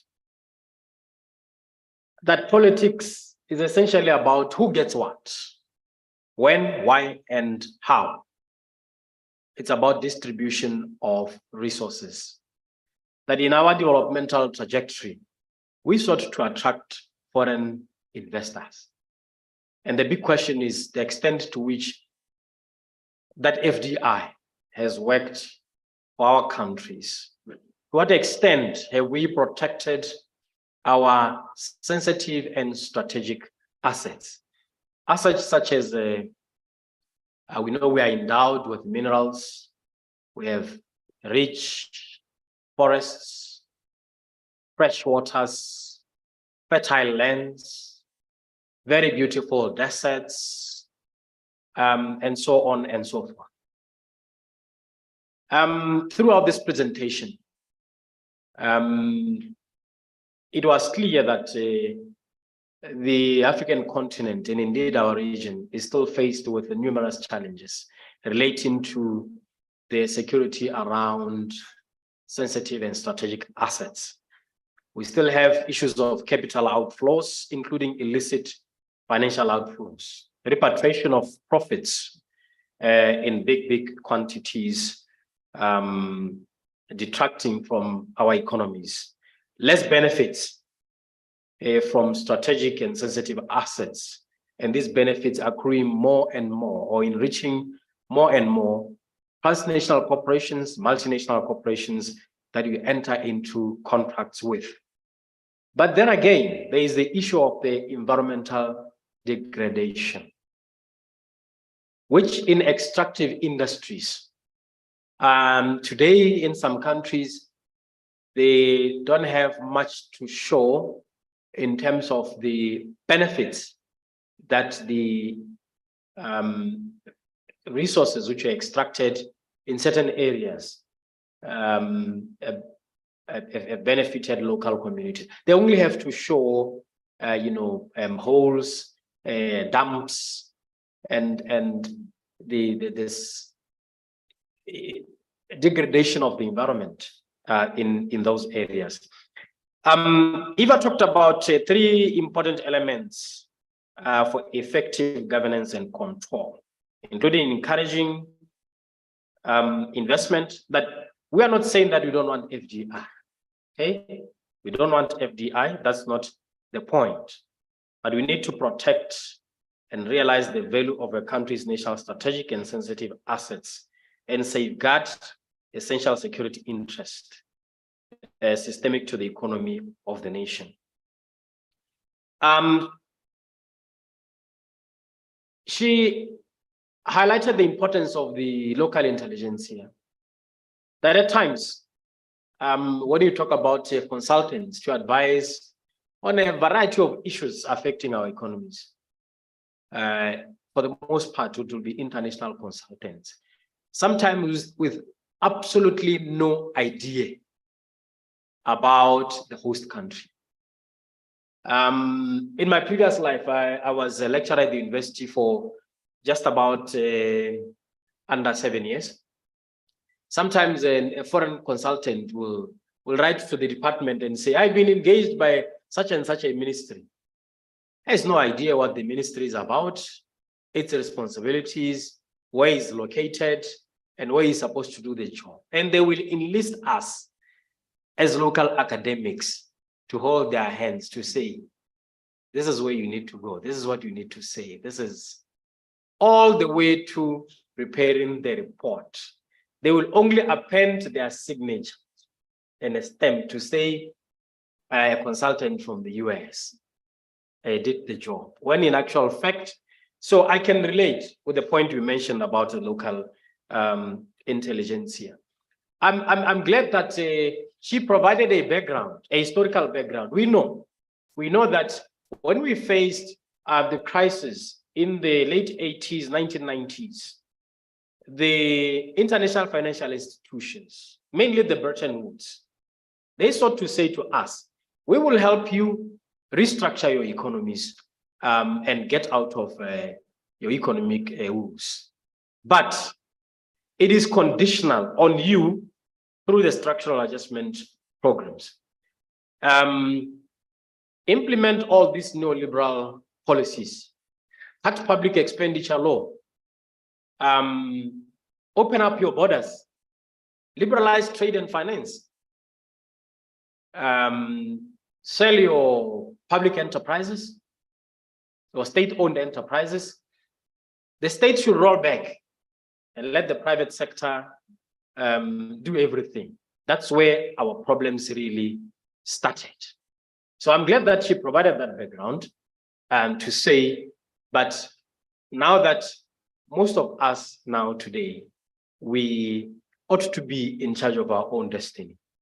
Now, can't we relook at the management of our strategic and sensitive assets with a view to continue attracting foreign and direct investment, but protecting and realize the value of our strategic and sensitive assets, but also safeguarding essential security interests. So, honorable members, with that summary, and indeed, she has indicated that as members of parliament, we ought to provide effective oversight through committees, through debates, through various ways in which scrutinizing legislation and regulations. So at this point in time, honorable members, let me invite you into the discussion. And again, let me extend my gratitude to your wonderful presentation. And I hope that it will help us in informing the plenary in Tanzania on key decisions to make. Honorable members, you will indicate by raising your hand. May not be able to tell, except of course for the chairs which we have interacted previously. I won't be able to read your tag from here. So you could just state your name and the country you represent, and then state your position. Let me also hasten to indicate that in engaging in this discussion, you can also even, if need be, or if possible, just give us a synoptic country report in respect of the theme today. Over to you, honorable members. Yes, I recognize you. Thank you very much. My name is Honorable Umai Victor, Member of Parliament from the Parliament of Zambia, and I belong to the Committee on Democracy and Human Rights. In the first submission, I want to appreciate the submissions made by our dear mother. The submission was superb. It was superb because what I've just learned today has touched my heart. Africa is a very rich continent. When you talk about the mineral resources which are just in one country, Democratic Republic of Congo, when you talk about the natural resources which are in the Republic of Zambia, in Tanzania, in South Africa, in Namibia, we are not supposed to be a continent which is supposed to be begging for food to come and feed our children. Therefore, in appreciating the submission made by our moderator, I want to make a submission that it will be important for this August House to push this submission into a model law, which is not supposed to help SADC countries alone, but this should be extended to all African continent and other countries to adopt this report so that it can help the interest of Africa. True to the words of Madam Moderator, how do we import rice from Ukraine? How should we talk of hunger when we have got good rainfall pattern, especially in Zambia, in Democratic Republic of Congo, in Angola, in Tanzania, in Kenya? So there's really need for our leaders, our presidents in SADC countries to come together and speak one language as SADC African countries. SADC African countries, honorable members, alone, we can command the world. We can say yes to this, no to that, and no one can force us. So I want to appreciate your submission. How I wish you were given 2 days to expand your submissions. I thank you. Thank you very much, honorable member from Zambia. I recognize you. Thank you very much, Mr. Honorable Chairman. My name is Leonard Marwanda, MP for Malawi Parliament. I just want to try to answer the question, why is Africa poor? Number one, Africa is so scared of its own worth. When Africa sits on its own worth, they always try to go and say, okay, we have $1 billion of wealth. We cannot manage it. Let's go for our foreign investors, which leaves us so powerless, which leaves us begging again from those investors for our own resources. Secondly, we enjoy the status of being called poor. You know, we even have this, what we call poor nations. We go celebrate being poor. That's what Africa is all about. We are not supposed to do that. We are very aggressive in stealing our own resources and take the resources into these safe havens where our resources stay idle. And those countries which are keeping our resources use our resources to rent back to us and pay interest on them. That's what Africa is as today. Too many money pits where we invest our money with zero or no rate of return, but we keep investing on those investments. That's what Africa enjoys most. Lack of support for each African nation.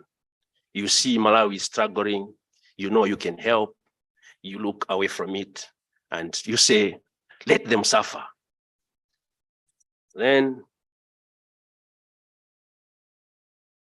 too much trust into International Monetary Fund and the World Bank. But we should ask the question, who owns those banks and who gets the major share from those banks?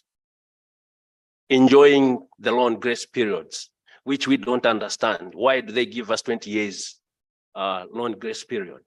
It is for their future use. They keep us, they make us keep their money for their future use. And we say they are nice to us, they have given a 20 years grace period. It's not for free. Lastly, we know very well where we go wrong, but we are always afraid to meet it head on. That's a major problem we have. So as Africans, we are supposed to unite, especially SADC.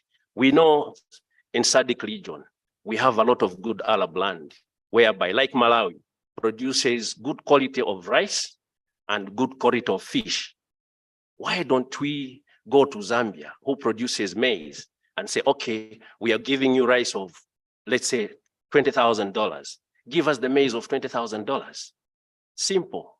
No loss of money in exchange rates where you take your kwacha, goes to the US dollar, then go to Zambian kwacha, then Zambian kwacha to US dollar, come to Malawi kwacha. There is that exchange loss in between the transaction.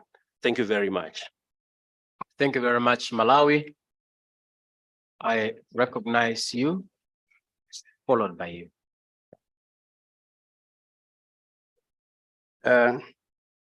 Thank you very much. Also like to congratulate our presenter for a good presentation. Also, I have a few points. Okay, my name is Alfred from Tanzania. Alfred from Tanzania. Yeah. Okay. Please go ahead. Okay. I have few points that I would like to share. First, I would like to appreciate the work of our respective parliament for making sure that those multinational, they are doing what we want them to do. I can cite one of example in Tanzania. We have a certain mining company. I think it was last year that they mine nearby the river. So after some time, we saw the river change the color of the water.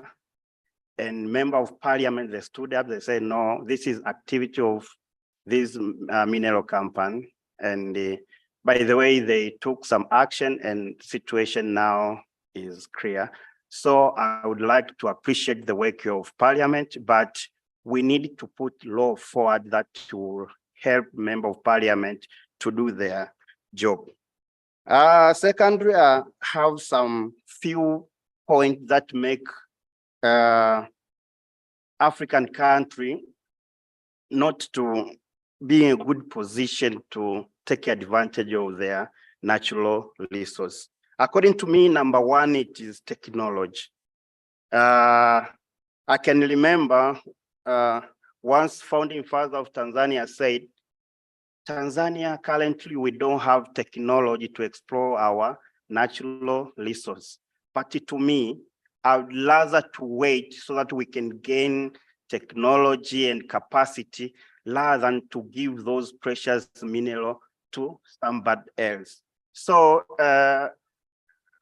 we as African country, we need to expand or to invest much in technology so that one day we'll mine ourselves instead of giving those precious minerals to somebody else. To me, it's better to get little by mining ourselves, or we can acquire equipment, technology, and those people who they have capacity to do for us instead of giving out everything to other countries. And another thing which I think which I think the problem in African countries, lack of unity. Most of us, we are competing to those FDIs, and this give opportunity to those FDI to get into our respective nations. So if we would have a unit, we'll set standards. So if someone wants to invest in our country, we should put those regulations. But if a certain company wants to go in Tanzania and find out there is strict laws and regulation, maybe Zambia will take that as advantage, attract them to their country, and this makes them to use African country. But if we'll have a unit together and we'll put a standard, and whoever go against of those standards, even we should deal with them. I think as African will be in a better position rather than we are fighting individually. We can not fight with those multinationals. And the other thing I think it's known to everybody is lack of patriotism among African leaders. Every leader, find out those contracts will benefit themselves, they won't consider the benefit of nations. That's why we get into bad contract because of lack of patriotism among our leaders. And the other thing, there is lack of limit of power. Most of African leaders or head of state, we give them room to decide whatever they want to decide. And there is no laws which limit their power. And bad enough, they won't be held accountable whether during their power or when they leave their power. If you make a bad decision during your term, you'll go free. Even if you retire, there is nothing. They are not accountable for what they are doing. So I think there is a time now we put some limit to those who make a decision on our behalf. They should not go beyond their power. I think we'll move forward. And last thing is lack of transparency. For me, I would wish those contracts which involve precious minerals, assets of our nations, those contracts should go to the public. So the public will discuss about it before making final decision. But most of those multinationals, they come up with a lot of excuses like trade secrets and whatever. They corner us, and few people will enter to signing those contracts which will severely affect our nation. So I wish that if we prepare a model law, we should put clause that those big contracts that involve our natural resources should be transparent. People, they will have knowledge of those contracts before those leaders signing and making final decision. Thank you. Those are my few remarks. Thank you very much, Tanzania. I recognize you. Yeah, thank you very much. My name is Selemani Zedi, a member of parliament from Tanzania. This is very interesting, but complex and very tricky subject. Sometimes it's very tricky to balance that on one hand, you need to encourage FDI, and at the same time, you need to protect a country security. I fully agree with the presenter that there are some areas whereby we as regional countries, we don't have legislation at all to protect some of the areas that have been mentioned. But I agree with you that you mentioned something which is very critical. That is capacity, our capacity. Because in some of the area, we do have very good legislation. The laws are there, but what is missing is capacity. I fully understand that in most of our countries, we do have the laws or the legislation that protect us from, say, money laundering or illicit financial flows or transfer pricing. But you may find out in most of our country, these practices are still happening. We still experience a lot of money laundering. We still experiencing a lot of transfer pricing. We still experience a lot of illicit financial flows. At the same time, we have regulation, we have laws which are there. So to me, the issue of capacity, which will ensure that these law legislation are enforceable, that's very critical, apart from just having the law or just having the legislation. In some areas, we have them, but do we have the capacity to supervise, to make sure that they are enforceable and they turn into our profit on positive sides in your countries? So I think the issue of capacity is very, very crucial. Maybe when you are responding at the end, you might like to give us some examples. I understand that you have done a lot of researches, and you have a lot of experience in some of SADC region, specific countries. You mentioned even Tanzania is one of them. If you can come up with maybe one example of, say, a legislation or a law in place that actually will address some of the finding that you have pointed out, you have raised to us, that will take us in another step to understand exactly how we can strike a balance between encouraging FDI and at the same time maintaining security. You mentioned one thing like the ratio of FDI to GDP. You said, for instance, you copied for model law on financial management that the FDI to GDP should not go beyond 60%, so maybe something like that.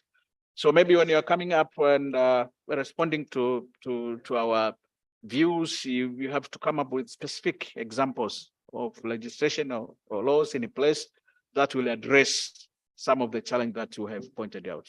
Thank you. Thank you very much. It looks like I've been focusing more on my left hand.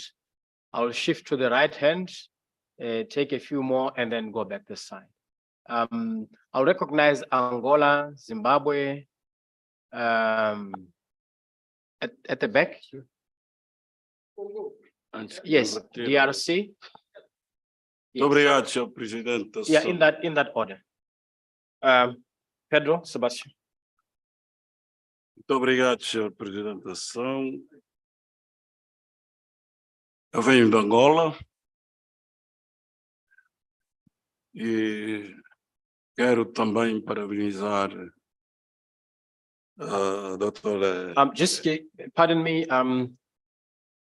just so that the chair and the presenter have the translation.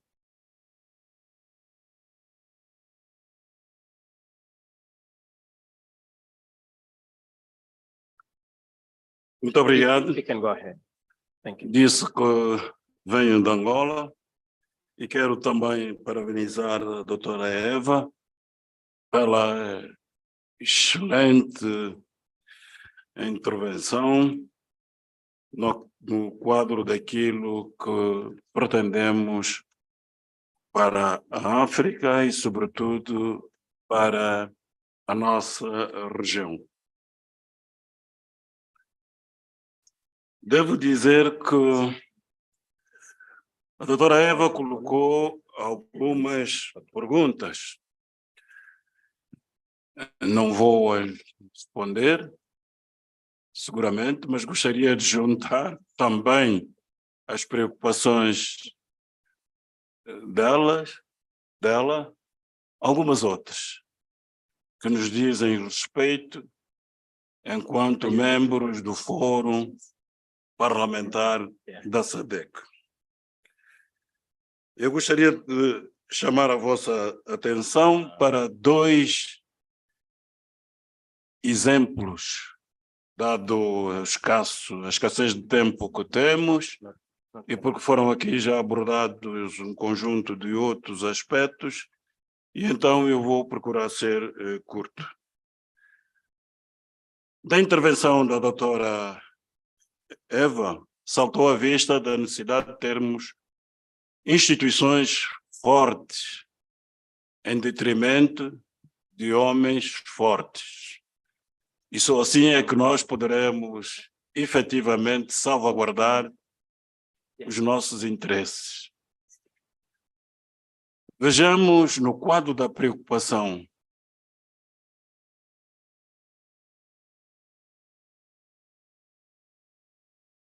No quadro da preocupação colocada pela doutora Eva, relativamente à nossa questão concreta aqui no Fórum Parlamentar, nós estamos há bastante tempo para transformar este Fórum Parlamentar em Parlamento. E não conseguimos. Alguns de nós tomam a palavra como se fôssemos já um parlamento regional. Nós não somos ainda um parlamento regional. Nós somos apenas um fórum e que não conseguimos evoluir para um parlamento.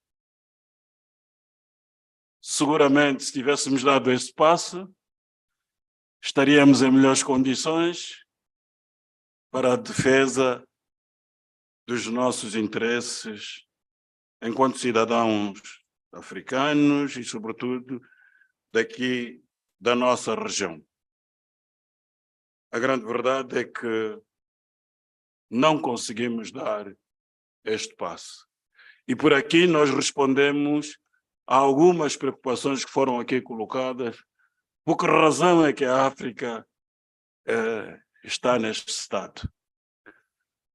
Quando a prelatora estava no início da sua intervenção, houve aqui um apagão, aqui na sala, ou falta de energia. Esse fórum parlamentar, num dado momento, trouxe para aqui, para a discussão, a possibilidade da eletrificação daqui da região. Há um país que tinha e tem capacidade para colocar energia elétrica nos nossos países. Fizemos N reuniões. A grande verdade é aquilo que nós estamos a assistir na pele e na carne, na alma, se me permitirem, nos nossos países, a falta de energia elétrica, etc, etc. Gostaria de passar para o meu próprio país, um exemplo concreto. É consabido que Angola potencialmente é rica. Temos muita água, por exemplo. Temos outros recursos minerais, por exemplo, etc, etc. Mas logo a seguir tivemos a guerra que nós tivemos. E essas coisas não acontecem por acaso. Nós vamos dizer em política, nada acontece por acaso. Depois de terminada a guerra, em que se destruíram grande parte das infraestruturas, era preciso evoluirmos para a reconstrução do país e as grandes potências, digamos, ocidentais, a primeira coisa que nos disseram é que nós por aí não vamos fazer os investimentos que vocês querem, porque Angola tem potencialidades, é um país rico e por aí, por esse caminho, nós não vamos. Nós viramos-nos para um país cujos dinheiros parece-me que agora são elásticos, a China, e este país ajudou-nos, ou está a ajudar-nos, a reconstruir as infraestruturas que nós necessitamos. Senhora doutora, eu peço a vossa indulgência. Eu sou um humilde militar emprestado a essas causas políticas. E uma das coisas que nós aprendemos nas academias é que qualquer país que tenha um só soldado estrangeiro na sua terra perde um pouco da sua soberania.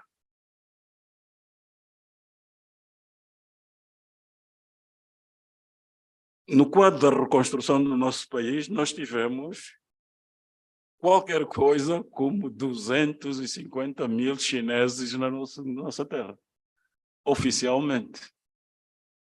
250 mil. Vejam o peso que isso traz.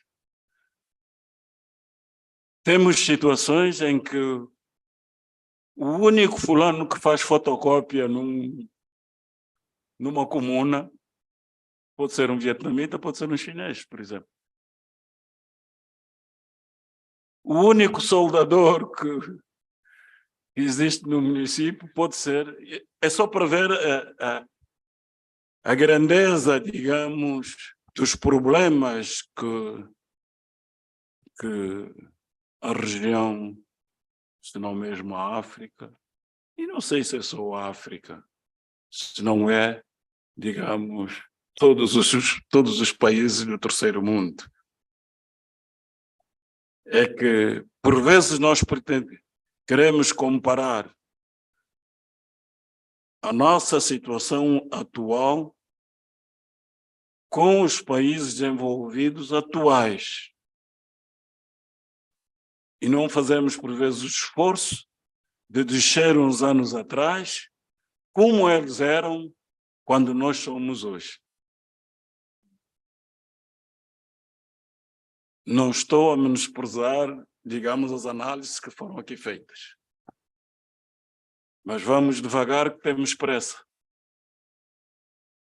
Há problemas, efetivamente, de raiz que nós temos, efetivamente, que resolver.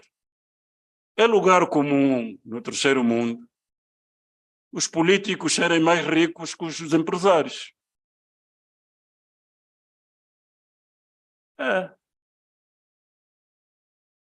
Essa é a nossa realidade. Portanto, temos ainda um longo caminho a, portanto, felicitar a doutora Eva por esta brilhante intervenção, que ajudou-nos a viajar no tempo e no espaço para aquilo que nós devemos ainda fazer em cada um dos nossos países. Muito obrigado. Thank you very much, Zimbabwe. Thank you very much, Angola and Zimbabwe. Thank you very much, Mr. Chairman. I would like to thank the good doctor for her presentation. How I wish this presentation should have been done 100 years ago. Why am I saying that? Here we are 16 countries of the SADC region. We are not, I would have wished as well that we are just called SADC as a country. But we are not called SADC as a country. We are called South Africa, Namibia, Zimbabwe. If we look back, throw our minds backwards, why are we called Zimbabwe, Zambia? The people that gave us these names came in hunting for extractive resources. That was the main reason that we were in court discovered. They discovered gold in Zimbabwe. Somebody says, this is my territory. This I'll call Southern Rhodesia. The other one discovers whatever they discover in Namibia, there is diamonds. They say it was Southwest Africa. They gave it a name in order to protect their resources, which were our resources. So we are being exploited. We have been exploited, and it continues up to this day, Mr. Chairman. Currently, we are busy with model laws as a forum. Why was this one not the first one? It's said that when we look at these model laws that we are crafting, we depend on our partners to say they will fund the crafting of a model law. Why can't we craft our own model laws? Because if we wait for partners, this will never see the day of light. The crafting of a model law that tries to protect our mineral resources, natural resources, will never see the light. Why? Why is it not the last one? Whilst I support very much that we needed this model law far behind, but it should not end there, Mr. Chairman. We should not just craft a model law that ends in protecting. Let's look at value addition in our minerals. Let's look at value addition. We extract them. They should, the so-called Western powers should be lending us money to capacitate ourselves so that we extract our own resources. After extracting our own resources, we value add and say, this is the final result. This is whatever carat diamond ring, and we are now selling to the West as a completed product rather than raw material. That way, we will benefit our countries and our region in full. That's what democracy will do if we are going to practice democracy with a lineage towards the beneficiation of our populations from the natural resources. Mr. Chairman, if we come up with a model law, it's said, my colleague from Angola has said that it's said that we are talking of model laws. Even if we craft the model law, we end up with the model law on the table, and it's all camaraderie. This is a brotherly organization. It's whatever we come up, it's non-binding. So I think we should also look backwards and say, what's more important before we even came up with these model laws was to form a parliament that would come up with binding model laws. So if we came up with these laws, then the whole region will have the same model law for SADC. So you won't get these investors saying, I prefer Zimbabwe for South Africa, or I prefer Namibia for the other country, because the laws that govern our natural resources will be the same. Mr. Chairman.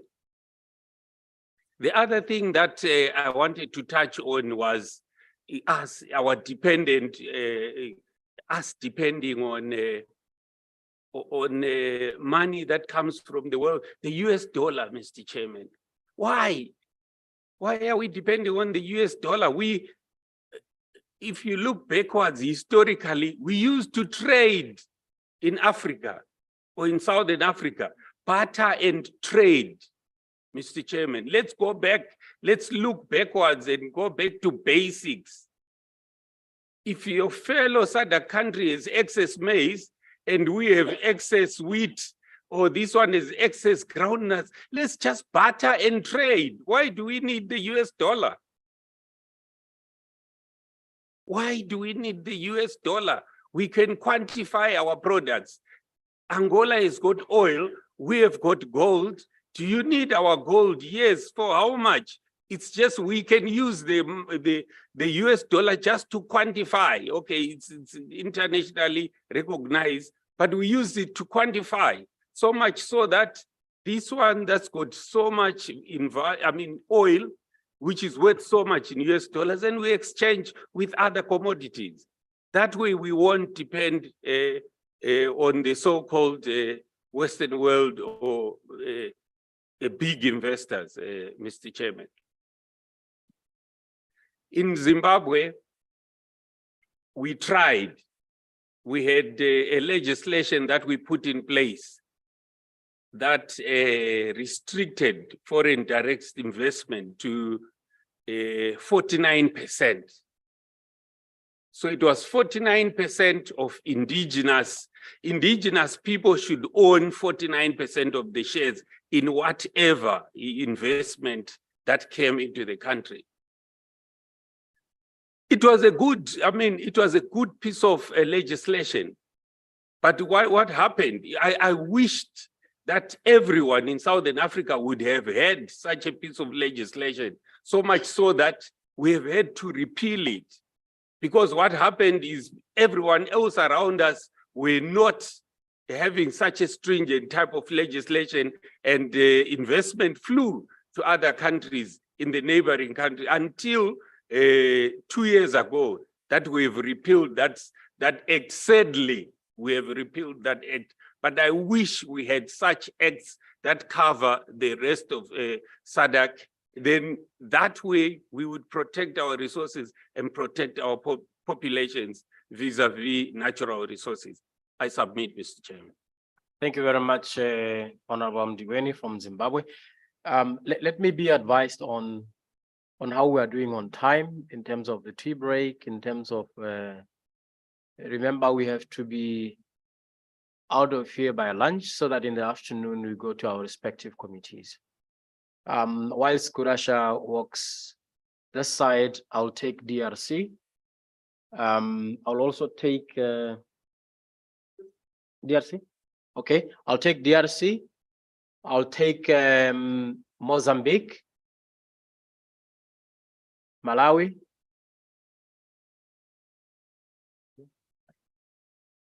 Eswatini, Namibia. Yes, in that order. In that order. Yeah. Let me be advised on the time. Merci. DRC, you can go ahead. Merci. So DRC from that gentleman to you, then. Merci beaucoup. Oh. C'est lui ou c'est moi? Voilà, je commence moi. Merci. Okay, merci. Merci beaucoup pour l'exposé de madame, très riche, qui nous a beaucoup édifié. Je suis l'honorable Serge Moubert du Parlement de la République démocratique du Congo. Je serai bref. Effectivement, cet exposé touche ce paradoxe selon lequel l'Afrique est immensément riche, mais nous vivons dans la pauvreté. Eh bien, cet exposé semble toucher plus la particularité de notre République démocratique du Congo. Je vais un peu ici illustrer par des pratiques qui se déroulent dans notre pays, comment nos ressources sont pillés par les investisseurs, que nous avons appelés, si c'est l'exposé, les investisseurs malveillants. Chers honorables députés, vous allez constater que chez nous, en République démocratique du Congo particulièrement, il y a 3 phénomènes qui se déroulent dans le pillage de nos ressources minières. Nous allons voir par exemple, le Parlement de la République démocratique du Congo avait initié un code minier qui avait essayé de verrouiller l'exploitation illicite de nos ressources minières par les investisseurs malveillants et étrangers. Et après cela, on a essayé de voir dans quelle mesure remettre ces exploitations aux Congolais en octroyant un document que nous appelons un coopératif minier aux autochtones pour faire ce qu'on appelle l'exploitation artisanale. Alors, vous allez voir, derrière cette pratique, on octroie les documents, les permis d'exploitation aux autochtones pour faire l'exploitation artisanale. Mais les Chinois se cachent derrière ces documents pour faire maintenant l'exploitation industrielle. Ça, c'est la première pratique. Vous allez voir comment nos ressources sont pillées et les minerais sont vendus aux pays étrangers. Alors, la deuxième pratique consiste maintenant à outiller les pays étrangers, les pays voisins, voulais-je dire, pour créer les chaos dans les zones minières. Et ils vont financer, il faut armer les groupes, en créant les groupes armés. Et ça, c'est le cas de ce qui se passe dans notre République, dans la région du Kivu, dans la région de l'Ituri. Ce sont des régions vachement riches en minerais. Vous allez voir beaucoup de groupes armés étrangers en train d'opérer dans ces zones, justement dans le seul objectif de piller nos ressources. Donc, ce sont là les 2 pratiques que nous avons voulu partager, comme le temps nous presse. Je sais que d'autres collègues vont nous compléter. Alors, la suggestion que nous faisons toujours, du côté SADC, je vois que nous sommes beaucoup plus dans l'abstraïsme. Nous devons passer dans le concret, quitter de l'abstrait au concret. La démarche de quitter, de faire migrer notre forum à un parlement régional, ça doit être effectif. Je sais que les prochains rendez-vous pointent à l'horizon pour la Tanzanie. Il serait mieux que présentement là que chaque groupe parlementaire puisse faire pression dans leur gouvernement respectif, de façon que nous puissions quitter le plus tôt possible du forum vers le parlement régional. Je vous remercie. Thank you very much, DRC. Merci. Let me just indicate that we will break for tea at 12 o'clock for 20 minutes. Then we'll come back and continue our discussions. Thank you very much. DRC, and then I'll take Madagascar. Non, mais je complète la RDC. Merci, Monsieur le Président, pour la parole. Je voudrais d'abord féliciter Madame Eve pour son exposé. Et tel que venait de dire mon collègue et membre du Parlement congolais, et cet exposé touche vraiment la RDC. Alors, je voudrais faire une petite observation au Président. La salle est si grande. Quand vous posez des questions, vous prenez des questions, vous voyez le centre, à gauche, à droite et le centre. Mais vous avez commencé par un seul côté, malheureusement. Bon. Honorable Président, si je voudrais bien parler, vous savez qu'au départ, nos pays ont connu des différentes civilisations de par nos colonisateurs. C'est-à-dire, il y a des colonies françaises, en fait, des colonies francophones, des colonies anglaises et des colonies portugaises. Alors, cela fait que certaines lois que nous prenons dans nos pays ont toujours des petites corrélations avec les pays colonisateurs. Ce qui fait que la civilisation des pays francophones est différente des pays anglais et des pays de civilisation anglaise. Alors, la RDC, mon pays, a des difficultés en ce qui concerne la gestion et l'applicabilité de certains textes. Cette difficulté est due à l'implication des pays colonisateurs tels que les partenaires, par exemple, la Belgique, des fois la France ou les États-Unis. Je donne l'exemple, et les collègues venaient de souligner que nous avons pris au départ les codes miniers. Ce code minier a des difficultés sur son application, sur le fait que les investisseurs qui viennent, des fois, ils nous opposent une résistance. Parce que nous avons essayé de verrouiller dans ce code minier, et les investisseurs peuvent venir, d'accord, mais ils coopèrent avec les nationaux qui ont des permis d'exploitation artisanale et en transforment en permis d'exploitation industrielle. Et tous ces minéraux qui sont exploités, qui constituent de contrebande, passent par nos voisins, dont la Tanzanie, la Zambie, et l'Angola, ainsi de suite. Mais ces voisins ne nous aident pas à déceler ces choses-là. C'est la grande difficulté que nous avons au niveau de l'applicabilité des textes. Je prends aussi l'exemple du code minier, des codes forestiers que nous avons chez nous en RDC, et même les protocoles de Maputo. Quand vous voyez l'applicabilité de tous ces textes-là, c'est toujours avec des petits problèmes liés aux différentes civilisations. Alors, ma préoccupation est celle-ci. Comment la CEDEC compte nous accompagner, même s'il faut prendre une loi type, comment la CEDEC compte nous accompagner à l'applicabilité de ces textes, parce qu'il y a des choses qui nous échappent dans nos frontières, surtout en termes de minéraux qui sont exportés par les investisseurs à travers ces pays voisins qui laissent passer de contrebande. C'est la toute préoccupation que j'avais, je vous ai dit, et j'ai dit au président.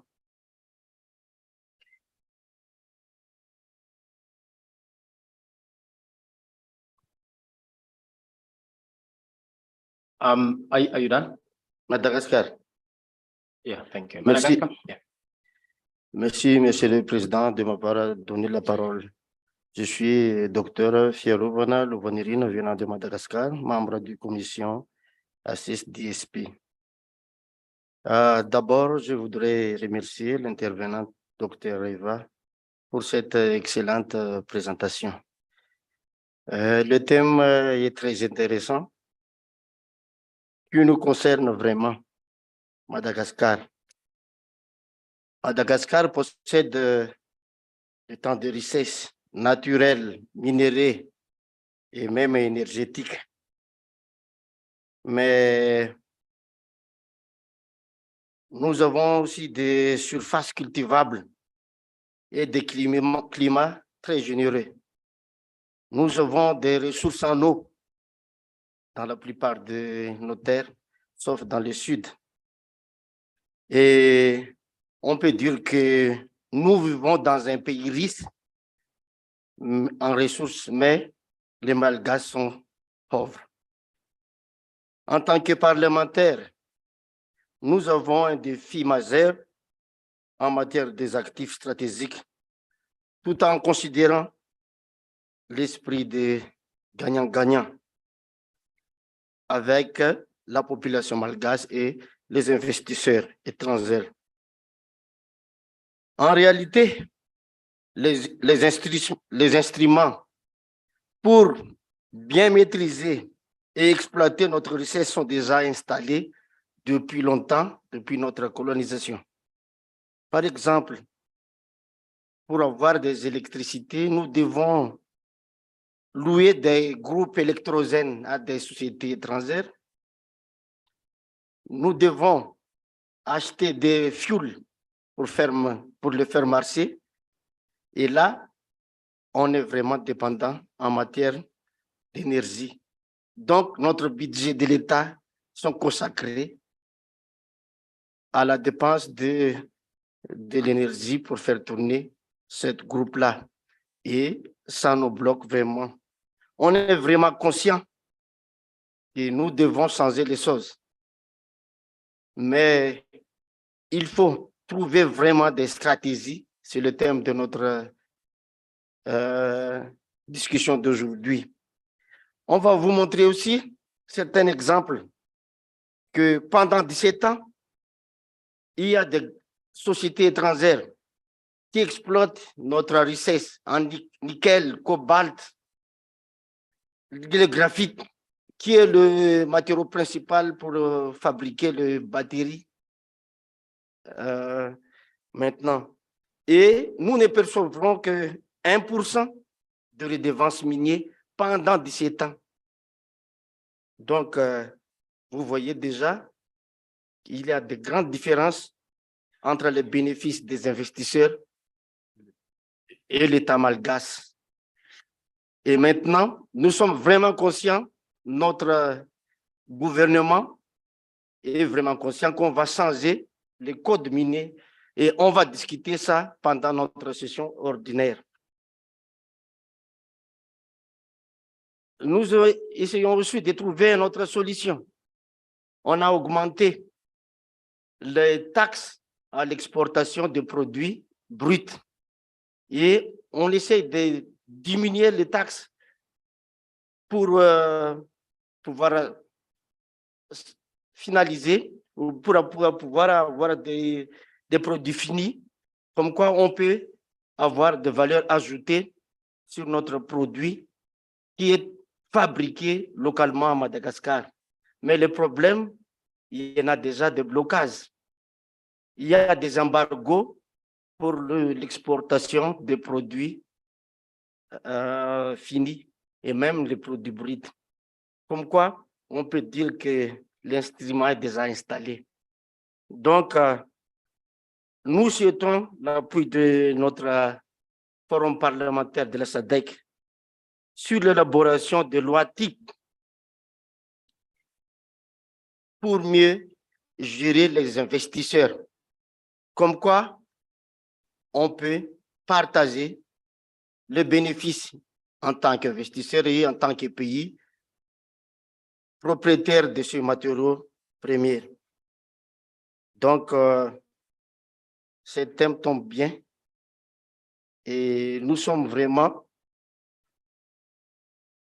persuadés que cette intervention qui nous guide, qui nous éclaire sur notre rôle en tant que parlementaire, et nous espérons que nous allons trouver des solutions ensemble pour mieux développer notre Afrique australe. Merci.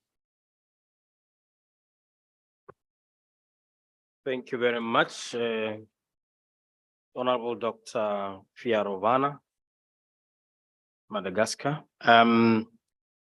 My clock has hit 12 o'clock. Thank you for your cooperation thus far. Let's break for our health break and tea break, coffee break. We adjourn for strictly 20 minutes. We adjourn. Thank you.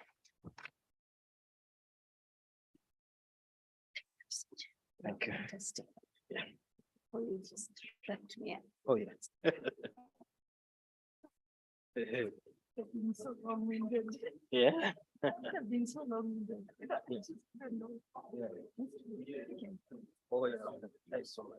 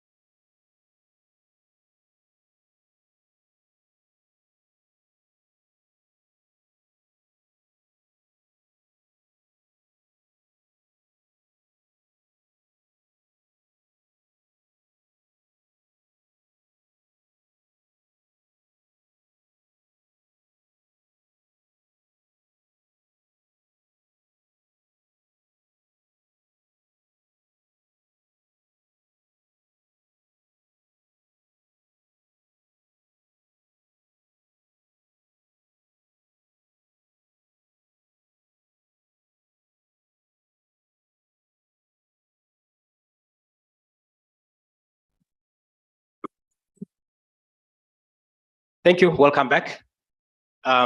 We continue.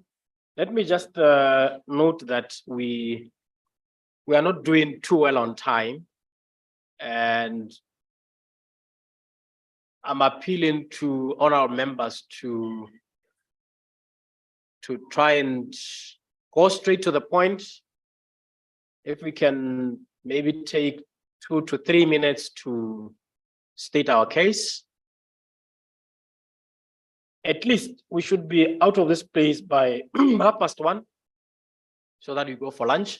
We must give adequate time to our presenter to give us feedback. So the discussions will continue maybe for the next 30 minutes. We'll be okay with 30 minutes to present, yeah. For the next 30 minutes. So at exactly 1 o'clock, I would ask our presenter to give us feedback. Madagascar.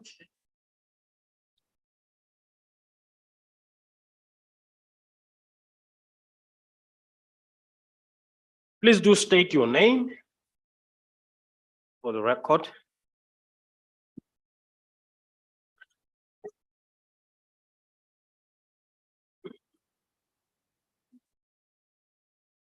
Oui, bonjour, honorables membres.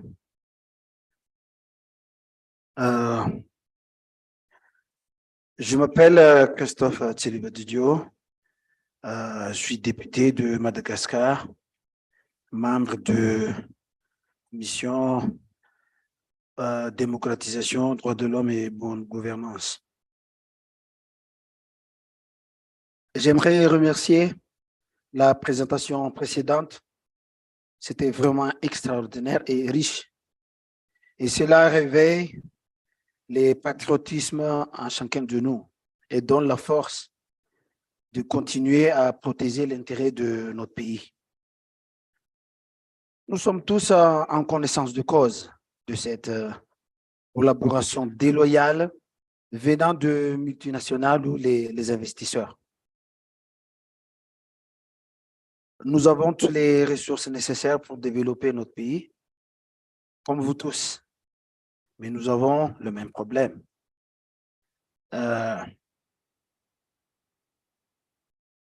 C'est la volonté politique qui manque, ce qui est la déclic pour atteindre l'objectif que l'Afrique doit être. En tant que membre du Forum parlementaire de la SADC, comme le dicton dit, l'union fait la force. Nous devons parler haut, haute sur la même voie. On va défendre la même cause ensemble. It's time. Le moment est venu. Nous sommes la voix du peuple africain. Élaborons des lois types très convaincants, très conséquents pour protéger notre ressource. Pourquoi pas commencer pour les biens de l'Afrique? Il faut encourager, par exemple, les échanges commerciaux entre les pays d'Afrique. Il faut faciliter tous les processus pour accélérer tous les échanges. Donc, conclure, nous sommes tout à fait d'accord avec le Forum parlementaire de la SADC pour avoir la synergie et les résultats nécessaires pour protéger notre ressource. Merci, mesdames et messieurs.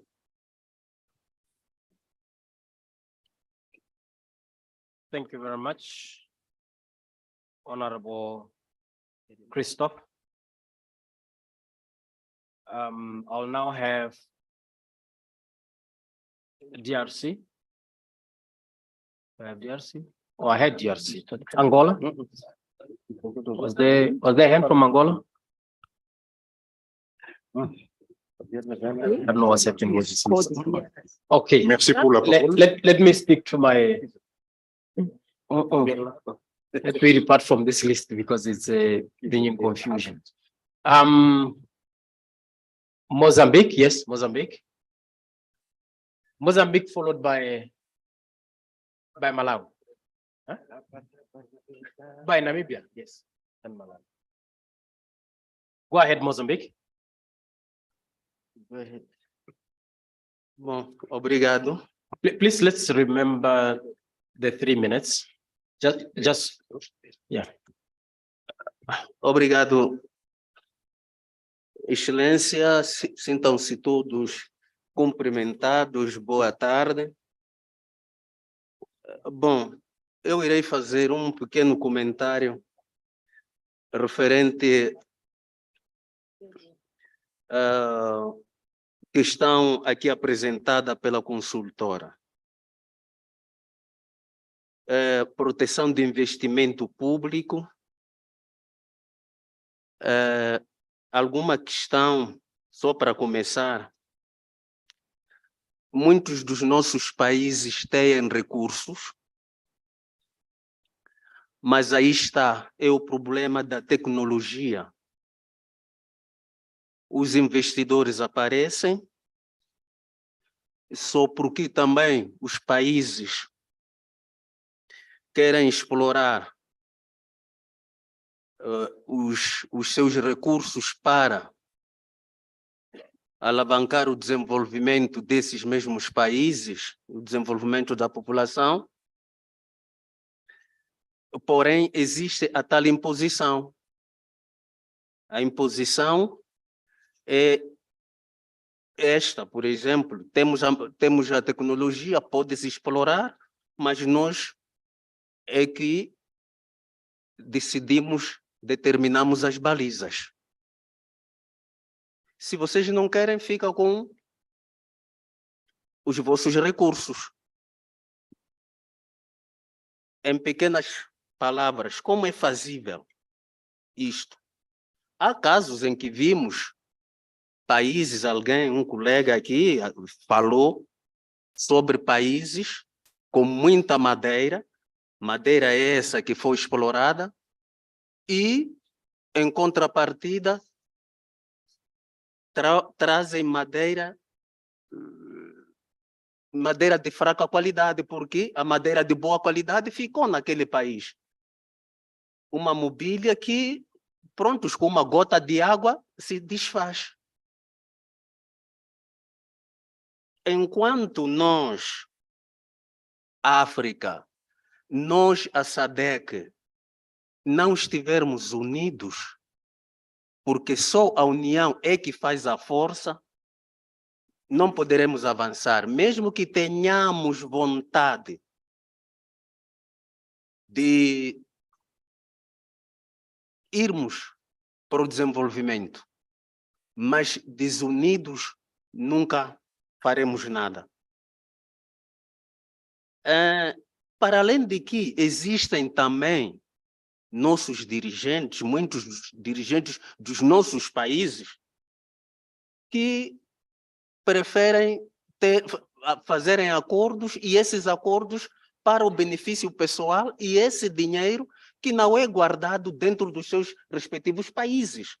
Esse dinheiro que é colocado em outros paraísos fiscais.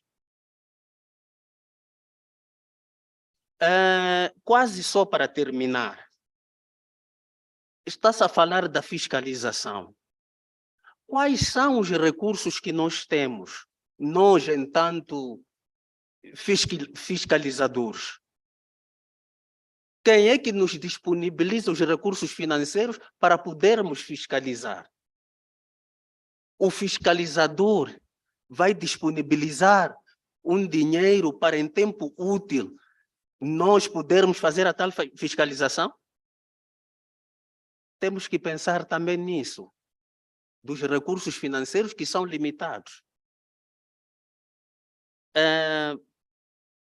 Deram-me, se não estou em erro, uns 2 ou 3 minutos. Acredito que ainda estou dentro do tempo. Era preciso... You're left with seconds. Obrigado. Era preciso que nós mudássemos o paradigma de cooperação com alguns doadores, porque a maior parte desses doadores, desses tais que aparecem, são esses que vêm com base em assistência médica, vamos assistir aqui, para o desenvolvimento aqui, afinal de contas, por detrás, existem exatamente outros objetivos. Temos que passar a projetar a África com muita potencialidade, mas virados para o desenvolvimento. E para isso, havíamos de precisar da harmonia, como eu disse, estabilidade, porque afinal de contas, nós não sabemos, essas mesmas empresas que vêm, essas multinacionais que vêm explorar os nossos recursos. Vou dar um exemplo agora no meu país. Depois de Moçambique, depois de descobrir-se os recursos em Cabo Delgado, começou uma confusão, uma guerra sem rosto. Por que antes não existia essa guerra e só agora é que está a aparecer? Será que somos nós dentro do país ou algumas pessoas, essas multinacionais, para poderem querer tirar dos nossos recursos sem o nosso controle? Então, era mais ou menos esse comentário que, em nome do meu país, a República de Moçambique, queríamos deixar aqui para análise e para também a consultora poder tecer algumas considerações. Tenho dito e muito obrigado.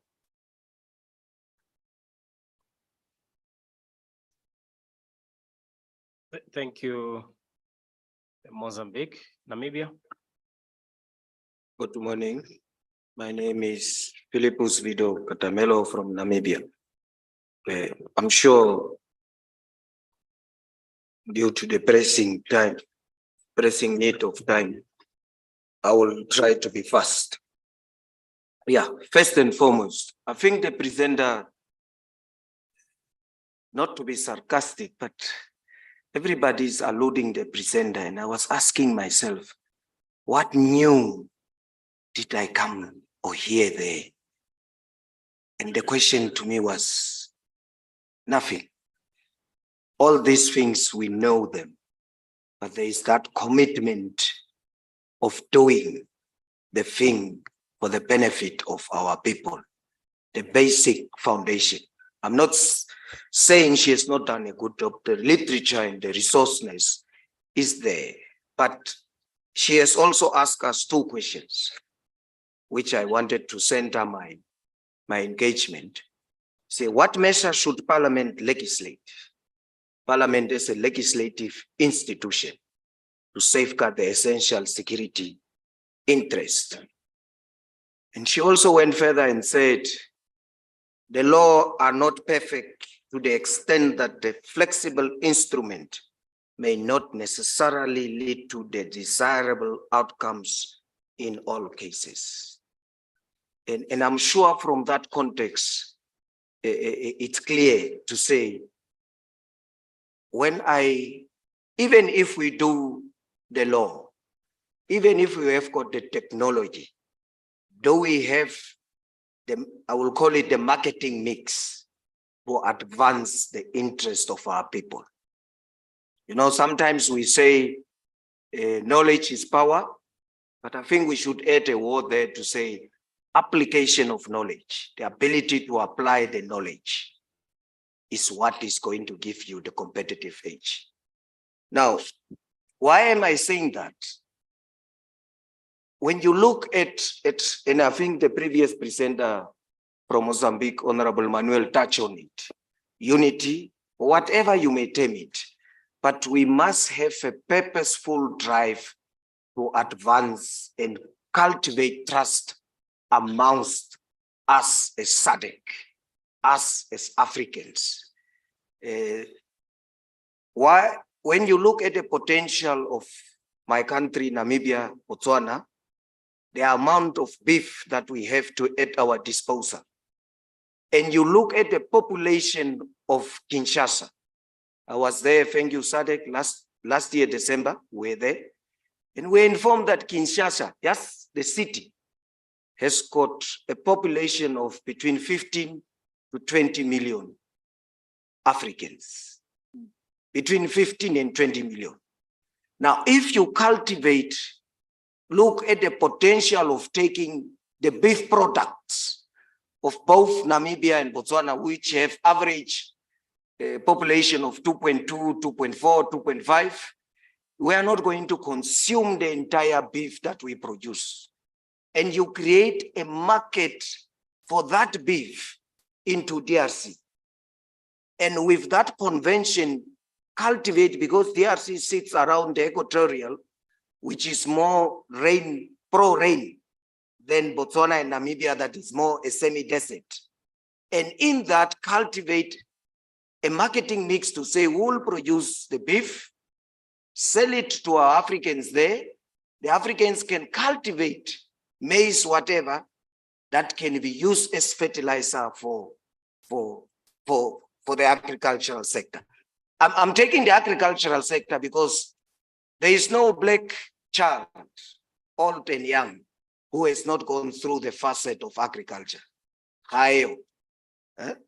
That's why the chair will knock his head when they say, "Bare komuki mudumu wonko imeze, waikoka wakoka horobala wanalone wakoka buro." You know, when they equate a cow to be after God, because it has defined the key livelihood and sustainability of all Black Africans. That's the economy we know. But is it the economy that we drive? Now, we always focus on things that we don't have, the technology, the mining, the whatever. But the ones that we can do, are we fostering that synergy to advance our own interest? I'm sure it's an answer I don't want to give, but we need to look at trying to somehow stop short of what we have and create mechanisms of improving. And we can go on and on and on. Malawi has got sugar.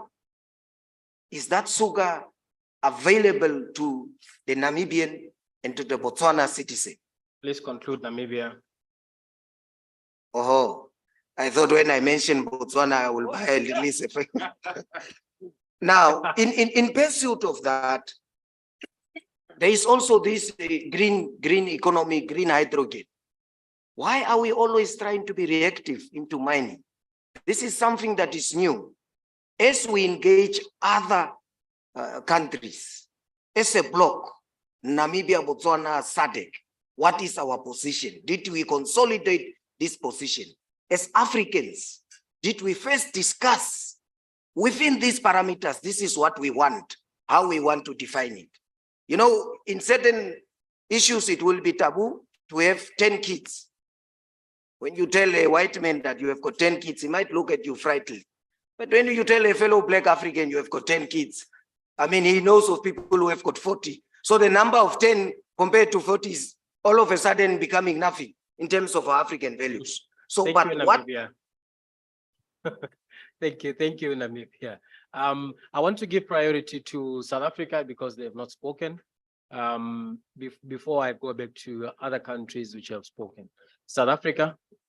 Thank you. South Africa. Thank you, Chairperson, and also join hands with the colleagues that has appreciated the insightful presentation by Dr. Eva. Interested to engage on investment in state assets through foreign debt. We have seen our countries entering into loan agreements with these international finance institutions, in particular IMF and World Bank, to invest in state assets, debts that our countries will need to repay. So I think it's important, as Dr. indicated earlier, that as parliaments, we need to oversee such agreements. And we really need to contest the transparency part of it. It is a challenge, of course. It's not easy to access these agreements. And I guess it's not only in our country, it may be quite a number of countries. We therefore need to also discuss ways whereby such loan agreements can become more transparent, either through legislation or regulation. So a model law should definitely guide SADC parliaments on this. And lastly, it is important for parliaments to protect their country's national interest. I think it is a heart of democracy and independence of countries. Foreign investments and loans must be consistent with national policy objectives without compromising sovereignty. I think that really we should assert as countries. The basis for development also is to address very glaring economic questions in terms of growing, in terms either even sovereign approaches. The biggest risk that we face in the continent is that when we are indebted, you do not have policy independence because those loans have conditionalities. For instance, Africa requires a massive scales of manufacturing. We can't address the biggest problem of unemployment and poverty in Africa without also disengaging with the existing structural arrangements of the economy. So we need massive investment in manufacturing sector to address the problems that we are faced with. So by so doing, we will disengage in historical manner in which we have been engaging to grow our economy. So it must really, when we deal with this thing, they must also not result in unsustainable levels of debt, because that's the biggest way of losing country sovereignty. Thank you. Thank you, Chair. Thank you, South Africa. I don't know. Let me just check where Botswana. I'll take Botswana. Honorable Chair. And behind you there. Let me just check. Point of order, Chair. We have just about 10 minutes. Point of order, Chair. On a point of order, Chair. Yeah. Just wait a second. Wait a second. Let me read your mind. That's what my honorable deputy speaker would say. Let me read your mind. I was going to give priority to those countries that have not spoken, looking at the time left. Let me just qualify why I skipped honorable member from Malawi and went to South Africa, and then I'm now going into Botswana. It's for that very reason. If, for instance, after Botswana, Seychelles wants to intervene, I would be biased towards Seychelles, given the time. But maybe because we're supposed to break at say 13:30, maybe we'll extend by 10 to 20 minutes so that we cover the hands that I see. So just to check with you, Honorable Chair. Yes, but let me first find out if the point of order, I have addressed the point of order raised by honorable member from Malawi. Honorable Chair. Thank you very much, Chairperson. I was just wondering which rules are you using to rule my point of order in anticipation before you hear it. But suffice to say, Chair, before the tea break, I was recognized and I was surprised that I'm being skipped. So I don't know if that is still in order, because the resolution comes after tea break and I was recognized before the resolution before tea break. I submit, Chair. Thank you.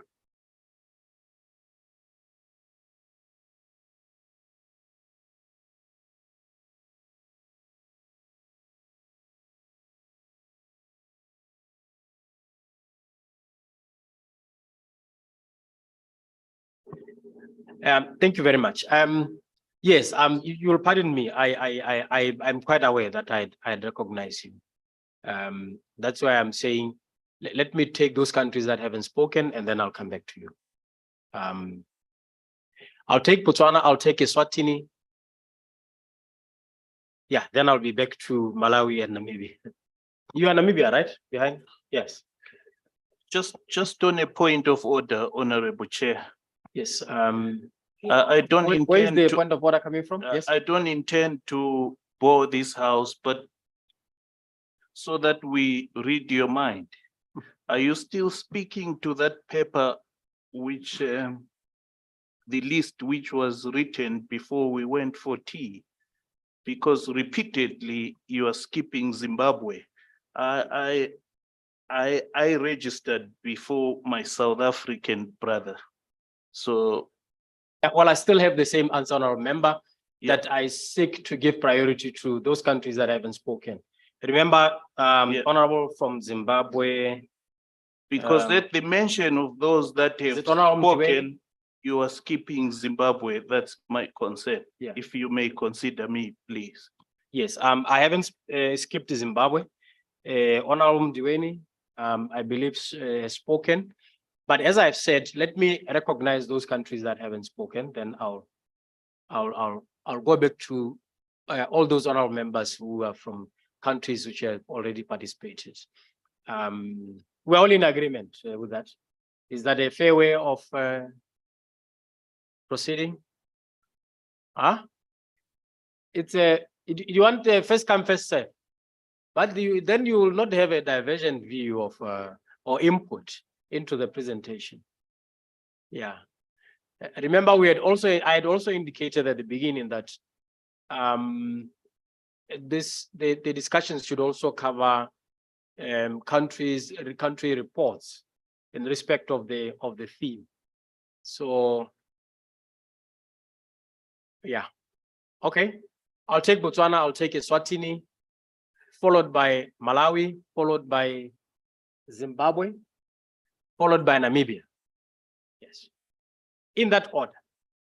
Okay, and please let's stick to our 3 minutes so that we give the esteemed presenter adequate time to respond. Oh yeah, there's a lady there. Which country are you from? Yeah, from Namibia. You'll be the last. Yeah. Okay. Yeah. Botswana. Thank you, Mr. Chair. Let me agree with my colleagues that it was a very wonderful presentation, madam. And let me also agree with you that Africa is a rich country. And if you go through all the examples given here, it shows that Africa is really, really rich. But my problem is that we are too much talking instead of implementing. That's why my problem is. I should think enough is enough about talking. Now we should implement. We should implement. And we should implement, we should know how to play our cards. That's the only thing that we can achieve by implementing. I won't even take 3 minutes, Mr. Chair, even though, but that's my point. We have talked too much. That is enough. If you go through all the examples given here, you can see that Africa is really, really rich, even richer than other continents. But we are depending on poor continents just because we don't implement.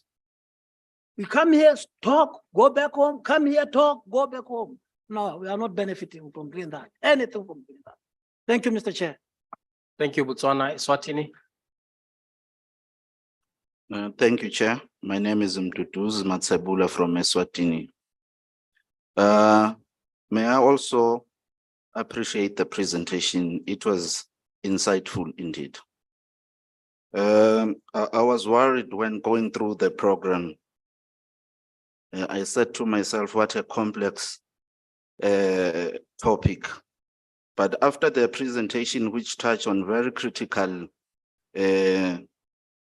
issues, I want to concur with my colleague from Zambia that suggested it should have taken 2 days. We can't complain forever. We need home-brewed solutions. So I believe the second day should have been about solutions. I do support the enactment of a model law that will help bridge gaps in our existing legislation by providing a comprehensive guideline for the protection of strategic and sensitive assets, ensuring that foreign entities do not gain undue control over these assets. Lastly, as we talk of transformational reforms, we should not leave behind value-add policies and finance, precisely what Zimbabwe said. I believe to a large extent that even if we wanted to do things ourselves, finance issues come up. That is, we end up going to these foreign countries or funders and accept conditions that do not favor us. That comes with the finance. In the interest of time, I think most countries have covered a lot of issues. I can't dwell on that. But again, the presentation is much appreciated, which will go a long way in helping us raise relevant questions and motions in an attempt to make those necessary reforms. We really appreciate. Thank you. Thank you very much, Swatini. Swatini will be followed by Malawi. Honorable Chair. Thank you very much, Chairperson. I'm not going to labor much of your time, but mine was a question to the presenter, and first and foremost, let me thank her for a well-elaborate presentation.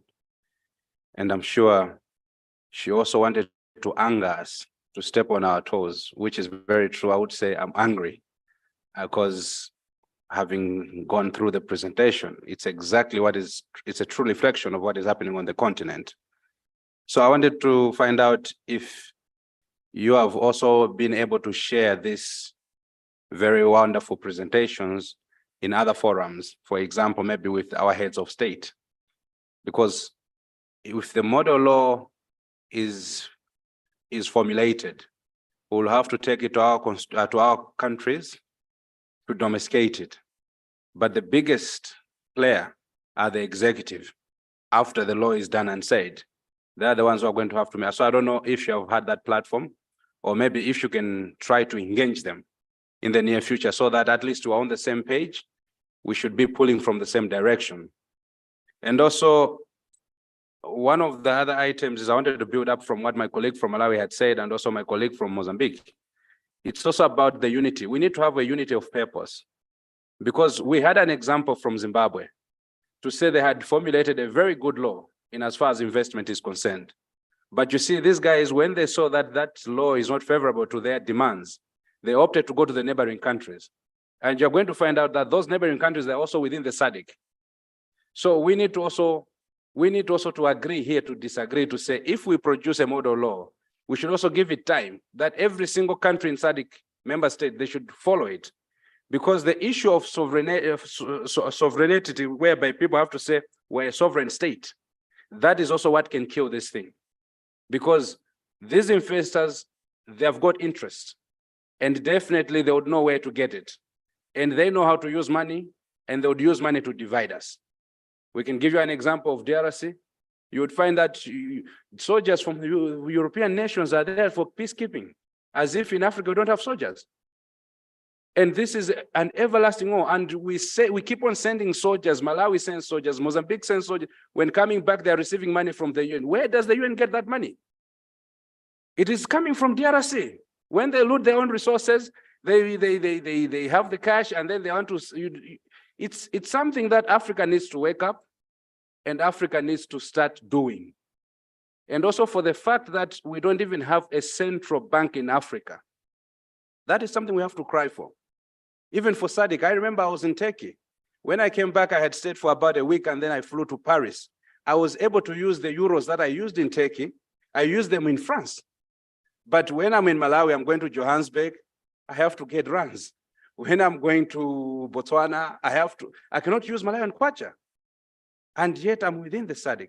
So I think we need to have a unity of purpose. Chair, I submit. Thank you. Thank you very much, Malawi. Malawi will be followed by, did I say, is it Namibia or Zimbabwe? Zimbabwe, please. Zimbabwe. Thank you very much, Honorable Chair. I will speak for 3 minutes. Let me begin by thanking you, Honorable Chair, for presiding over such fruitful deliberations. I thank you together with your secretariat. Let me also hasten to thank our consultant, who is not so new to some of us who are as old as the furniture here. She has given us a progressive as well as a comprehensive presentation, which in my view is both bold and radical. I know that she emphasizes the fact that it's not an invitation for parliaments to frustrate foreign direct investment, nor is it an invitation for sitting governments to descend into the business arena, interfering with self-regulation in that area. But Honorable Chair, let me add that I also regard her presentation as a challenge for Africa, particularly our region, to become a rule maker other than a rule taker. In this regard, we are asked to decolonize the investment terrain and to take radical policy shifts as parliaments to attain the best outcomes for our people. She goes on to ask a critical question: why does Africa remain poor? This question provokes desire, for want of a better word, a desire to see an Africa that is 1.4 billion people and an equally capable GDP kickstart, for instance, the Grand Inga Dam project. Electricity has been tripping here every 2 hours. And I dare say our South African brothers are better off than most of us who go for 20 to 22 hours per day without power. So as a community of 1.4 billion people, we have the numbers and the GDP to bankroll projects such as the Grand Inga Dam. For their utility value and for the fact, Honorable Chair, that they bind us together as brothers. Let me bemoan lack of contract transparency as one of the elephants in the room. I know we have discussed it before in some of our meetings, but as parliaments, most of the time, we are invited to ratify agreements that don't favor our countries after the horses have bolted. And to this end, Honorable Chair, the 2/3 majorities that ruling parties command are abused to the extent of reducing our parliaments to toothless rubber stamping platforms. Our countries, for example, our country, Zimbabwe, is underexplored, Honorable Chair, for minerals. I want to argue here that we could easily be the first round and not the second round in terms of mineral resources. We need technology to fully explore what we really own in terms of minerals. Half the time we negotiate from a disadvantaged position because we do not know what we own. I know back home in Zimbabwe, we have established— 30 seconds to conclude. Thank you, Honorable Chair. We have established a government-owned company to undertake exploration, but it's poorly resourced. Yet, the 1.4 billion people in Africa could help fund such initiatives. We need communities to have a say in our localized investment decisions. I submit, Honorable Chair. Thank you, Zimbabwe. I'll have Namibia and Namibia, then the discussion will be closed. Namibia. Thank you very much, Honorable Chair, honorable members. Honorable members, there I say, it is the nature of business. It is the nature of business and good business to be effective, to get the maximum output for the minimum input. Investors, foreign direct investors, as it were, are not our partners. They are business and countries who seek to push the boundaries of our laws for their maximum benefits. If those boundaries cannot be pushed and stretched far enough to create loophole or to have loopholes, they will create their own loopholes. The question is, why do these investors go around our corruption laws? Why do they go around our tax laws?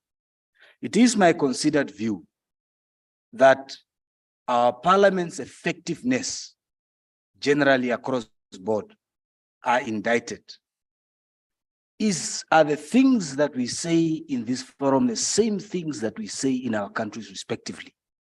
So in conjunction with having a model law on regulating foreign direct investment, I would pray that SADC perhaps come up with a uniform standard of oversight, because there's no point in us sitting here complaining, talking about the same things, repeating the same things, when we know that when we are in Namibia, we'll be singing a different song. Chair, let me proceed to two things that I would think are solutions in addition to that.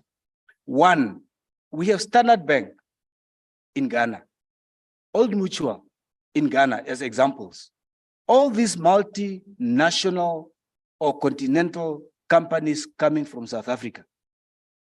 Yet, with all the resources we have, we don't have a multinational company from Africa as a continent trading with the world. I'm talking about a company that is owned holistically by Africans. Even worse than that, if you have resources in a specific African country, what has stopped us as African nations supporting our own companies, countries coming together to compete with these multinationals? China Development Company or construction company building roads in the respective African countries. Yet our own nations do not come together to create or support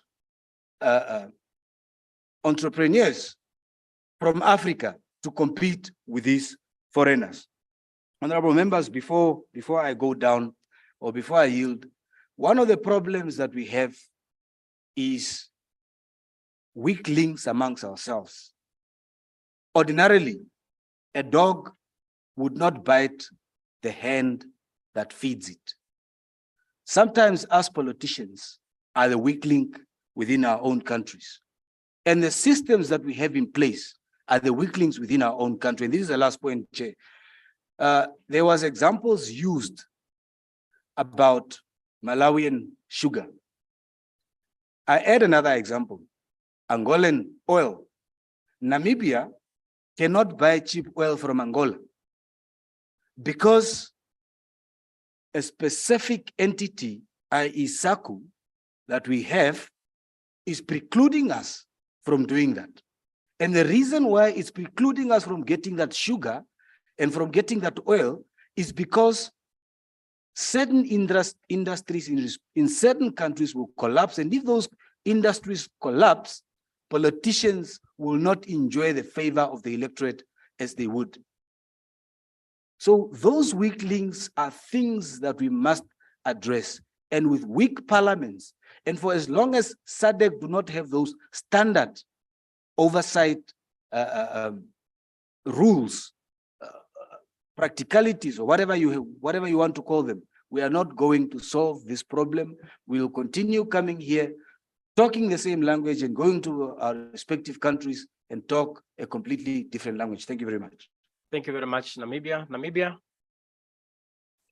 Thank you very much, Honorable Chair. I am Utara Moto from Namibia. I would like to firstly thank the presenter for such intelligence precision in her presentation and for educating some of us who are not really much aware of the topic. I'd like to look into reform. When I listened to the presenter, I looked at the reform of our existing laws by identifying the existing gaps within our laws. For example, I would use my country. Now, our law in terms of Marine Act, Resource Act, that was now reformed in 2015, enabled certain politicians to have, or the minister per se, to have control in terms of the allocation of quotas, fishing quotas to specific individuals. This led to the biggest scandal in our country with our Namibian Financial Intelligence Center stating that about $650 million of illegal fishing quotas were exchanged within a specific group of people. This is what some of our laws that we as parliaments pass do to our country. We allow the exploitation of our resources through the laws that we sometimes approve and the bills that we pass. So we really need to look at the reform of some of these laws by closing those existing gaps. Another issue that I'd like to look into as parliaments, we should ensure policies that create and strengthen existing research institutions or create additional research institutions to the economic and social human rights effects that some of these foreign direct investments have. We all know that some foreign direct investor companies come and exploit our resources. They abuse and expropriate millions of hectares of land that leave vulnerable communities in abject poverty. Sometimes we don't have the precise statistics that look at how the impacts of those foreign direct investments exploited our resources.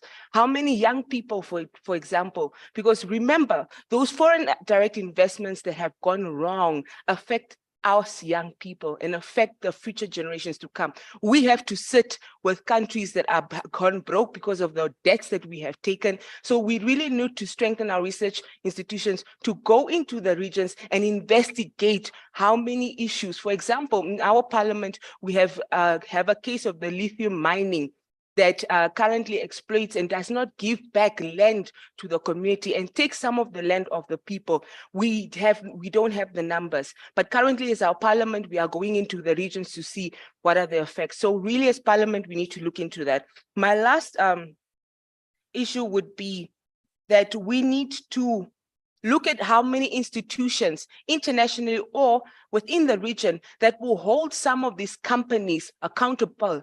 Those companies that exploit our resources, how many of them repatriate our resources? How many of them give back the stolen in terms of money? How many of them give back to the countries? How many of them are held accountable? In our country till today, the $650 million US dollars that has gone, that our country lost, the island companies still today are not held accountable. Why? Because of the international and SADC bodies that do not hold some of these companies accountable. They need to bring back our money. They need to bring back stolen resources. Thank you. Thank you very much, Namibia. We are not really doing well on time. But let me just give 2 minutes to the last two speakers, being South Africa and DRC. You are South Africa, right? Yes. And DRC. South Africa? DRC. Chair, thank you very much. Darren Bergman from South Africa. In my hands, I've got two documents. They've got the South African flag and the EU flag. The one says, promoting human security and peace building in Lesotho. And the other one says, navigating the crisis in Eswatini. Now, if you're from Eswatini, you can rightfully ask, what does South Africa and the EU have to do with Eswatini? And if you're from Lesotho, you can rightfully ask, what does South Africa and the EU have to do with Lesotho? Because why are they interfering in an internal problem, in a domestic problem? Here is a workshop that is generated by a continent out there, and then it's being held in a country outside of the country being discussed. And here we're talking about issues that affect us, and we're not at the table. And this is exactly what happens We've got other people sorting out our problems for us. We've got other people that discuss our problems for us. So I've listened to a lot of the inputs, and a lot of the problem comes from not only colonization, but it comes from how we treat or are treated by the colonizers and the future colonizers, because we haven't, of course, shed the colonizers away from us. And why I say that is because when we look at the free trade agreements, and my colleague said that just now, we've got people that build harbors, dams. I don't have to mention who they are, because as soon as I said it, I promise you, you all thought of them. In Namibia, we have a harbor. That harbor is linked to 6 countries. That's one of the most amazing harbors. I don't think there are many countries that can boast a harbor that is linked to 6 countries. The potential for that is massive. But the problem is, if you were to bring a container into Namibia, you'd have to move that container into one of those 6 countries or beyond. And that's where the problem comes in, because as my colleague says, the infrastructure to move that container into anywhere else in Africa is weak, because as SADC, we've got projects that we talk about, but we don't have projects that we implement. So the problem with what we need to do now is, instead of having the workshops and the talk shops where the EU pay lots of money to have these nice talk shops because they want to hear what we want to do to make a beautiful Eswatini and what we want to do to make a beautiful Lesotho. What we want is money to make projects that would make us an Africa that would rise, an Africa that will not accept aid, but an Africa that will have trade, an Africa that would be part of the table as equal members of every continent. And why that would happen is because if you looked at the Ukraine-Russia war, we spent, as Africans, we spent more time at the AU and the UN speaking about Russia and Ukraine than we have about Tigray, than we have about Sudan, than we have about the DRC. We, as people here, we have a responsibility to protect our own, and that starts with the eastern borders of the DRC. Thank you very much, Chair. Thank you very much, DRC. Oui, merci, Monsieur le Président, pour la parole. Bien que je suis la dernière. Hein. Alors, c'est honorable Nadine Mangabou. Effectivement, je suis parlementaire de la RDC. Moi, j'aimerais un peu compléter les collègues de l'Afrique du Sud et celui de l'Angola. Pour développer un État, nous avons besoin de la paix. Et tous ici, vous êtes sans ignorer les contextes dans lesquels notre pays traverse. C'est un contexte très complexe. La RDC a autant de pays voisins. Il est attaqué par-ci, par-là. Mais moi, j'ai noté lors de l'Assemblée générale passée, ici, dans les États membres de la SADC, vous parlez de l'unité, de l'accompagnement, de la sincérité. Moi, j'ai noté personnellement, et mon pays, d'ailleurs, l'abstinence qu'avaient les membres des pays membres pour rien que faire une déclaration de soutien. Pour ceux qui étaient là en RDC à l'Assemblée générale passée, vous avez constaté cela. Et il y a même d'autres camarades ou d'autres collègues parlementaires qui ont dit que c'est un problème des Congolais, que vous devrez le régler avec le Rwanda. Mais à cela ne tienne. Quand un pays est vraiment attaqué ou agressé, c'est comme un enfant qui est persécuté dans une famille. Il développe des méthodes pour se sécuriser. Est-ce que nous devons d'abord, nous, chaque fois, la RDC, adhérer à des lois type aussi longtemps qu'au sein de nos pays membres, nous ne sommes pas membres et nous ne sommes pas sincères entre nous et nous ne soutenons pas. Quand un pays est attaqué, son économie ne progresse pas. Il recule et rien n'avance. Ce qui s'est fait chez nous, c'est que pour le moment, nous venons de voter une loi sur l'élevage. Nous constatons qu'avec les déplacements des peuples pasteurs du Soudan, il y a un conflit qui est en train de naître qui ne dit pas aussi son nom. C'est l'économie de la RDC qui est entachée. C'est vrai que peut-être qu'ils ne sont pas pays membres de la SADC. Je ne sais pas si le Soudan est avec nous, je crois. Mais il y a des conflits qui disent pas son nom avec le Mboro et consorts. Il y a cette loi-là sur l'élevage qui va permettre de régler les problèmes. Pour compléter aussi mes collègues députés et sénateurs qui ont parlé sur le code minier qui a verrouillé les investisseurs miniers, c'est vrai qu'avec la redevance de 2% minier, nous permettait, nous, en tant que pays, de récupérer ce que nous devons. Mais l'Assemblée a pris la résolution de suivre ces investisseurs qui flouent et sous-estiment leur production et leurs bénéfices en concevant une loi sur le super profit, ce qui s'est fait dans d'autres pays européens et même ailleurs aux États-Unis. Cette loi-là sur le super profit permettra aux Congolais de récupérer sur les super profits, donc des entreprises qui auront fait plus de gains. Chez nous, il y a des multinationales qui vous font des milliards en bénéfices multipliés fois 6, fois 10, fois 4, fois 5, mais nous limitons sur le 2% que nous prélevons. Alors, pour que le pays puisse rentrer et vouloir combler les déséquilibres, nous avons estimé que cette loi-là pouvait venir combler les gaps et les déséquilibres qu'il y a par rapport aux populations locales, ce que les autres pays peuvent aussi copier. C'était juste ça le complément que je voulais ajouter. Merci. Thank you very much, DRC. She was the last speaker in this discussion. It's been very interesting views from all of you and our members. What I can pick in just trying to summarize the views that have come through is that we all agree that we are resource endowed as a continent. We are endowed with so much resources. You can switch off your microphone. Yeah, thank you.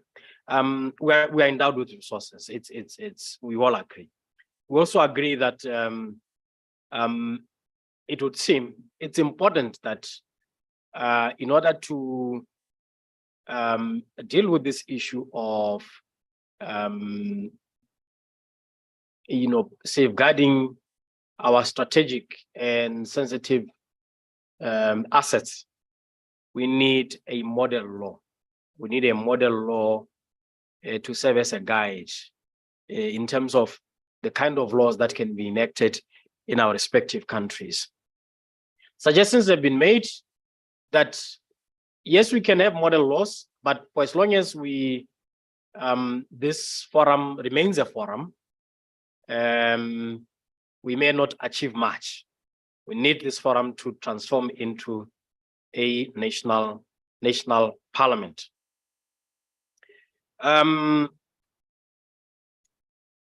Related to that is the issue, honorable members, that you keep on saying, albeit in different ways, that we need to move towards unity of the African continent. We need that regional integration. We need, for instance, in fulfilling that quest for regional integration, have inter-Africa trade, which many of you have made observations that it is lacking. Related to that, homegrown solutions, where Africa is not becoming or cease to become a discussion elsewhere, where problems are discussed there and solutions are brewed there. So the issue of African unity, the issue of regional integration, the issue of inter-Africa trade, homegrown solutions. There was even a suggestion of the Central Bank of Africa that we can't, as a huge population of 1.4 billion plus, still depend on the dollarized economy when we can, deal with our own situation much better. Of course, you made observations on domestication of model law, the model laws. It's important to implement, but within the auspices of good governance in our countries. At this point in time, with that short summary, let me give back to the presenter, Eva Jala, to respond to your observations. Over to you. You have your 30 minutes. If you can do it in less than that, it will be fine, but you have your 30 minutes. Thank you. Mr. Chair, honorable members, first let me begin by thanking you for the compliments conveyed to me over my presentation. However, I want to thank more my chairperson. He has summarized the issues so well, which I was going to go through, because I can see there's a convergence of agreement. You agree on a number of issues, well summarized by the chair here. And I don't need to repeat them because I've taken copious notes, which if you do agree on going forward with the model law, they'll be incorporated, they'll be considered, they'll be re-debated by yourselves in the context of a model law. What I would need just to say and to remind you at this stage, taking into account all the issues you've raised. Namibia raised an interesting point, saying that why all this fuss on the presentation? Because it's nothing new. There's nothing new that was presented. Yes, there's nothing new, but there is something new. Things change, but things remain the same. That's how life goes. And we keep needing to remind ourselves. When I first started making the presentation, I actually went through the attempts that Africa has made on trying to grapple this very serious problem in our continent, which is creating instability. There was the Pan-African Investment Treaty. There was SADC FIS. There was the African Union guidelines on the same issues. And each time it went to the next stage, it was weakened and weakened.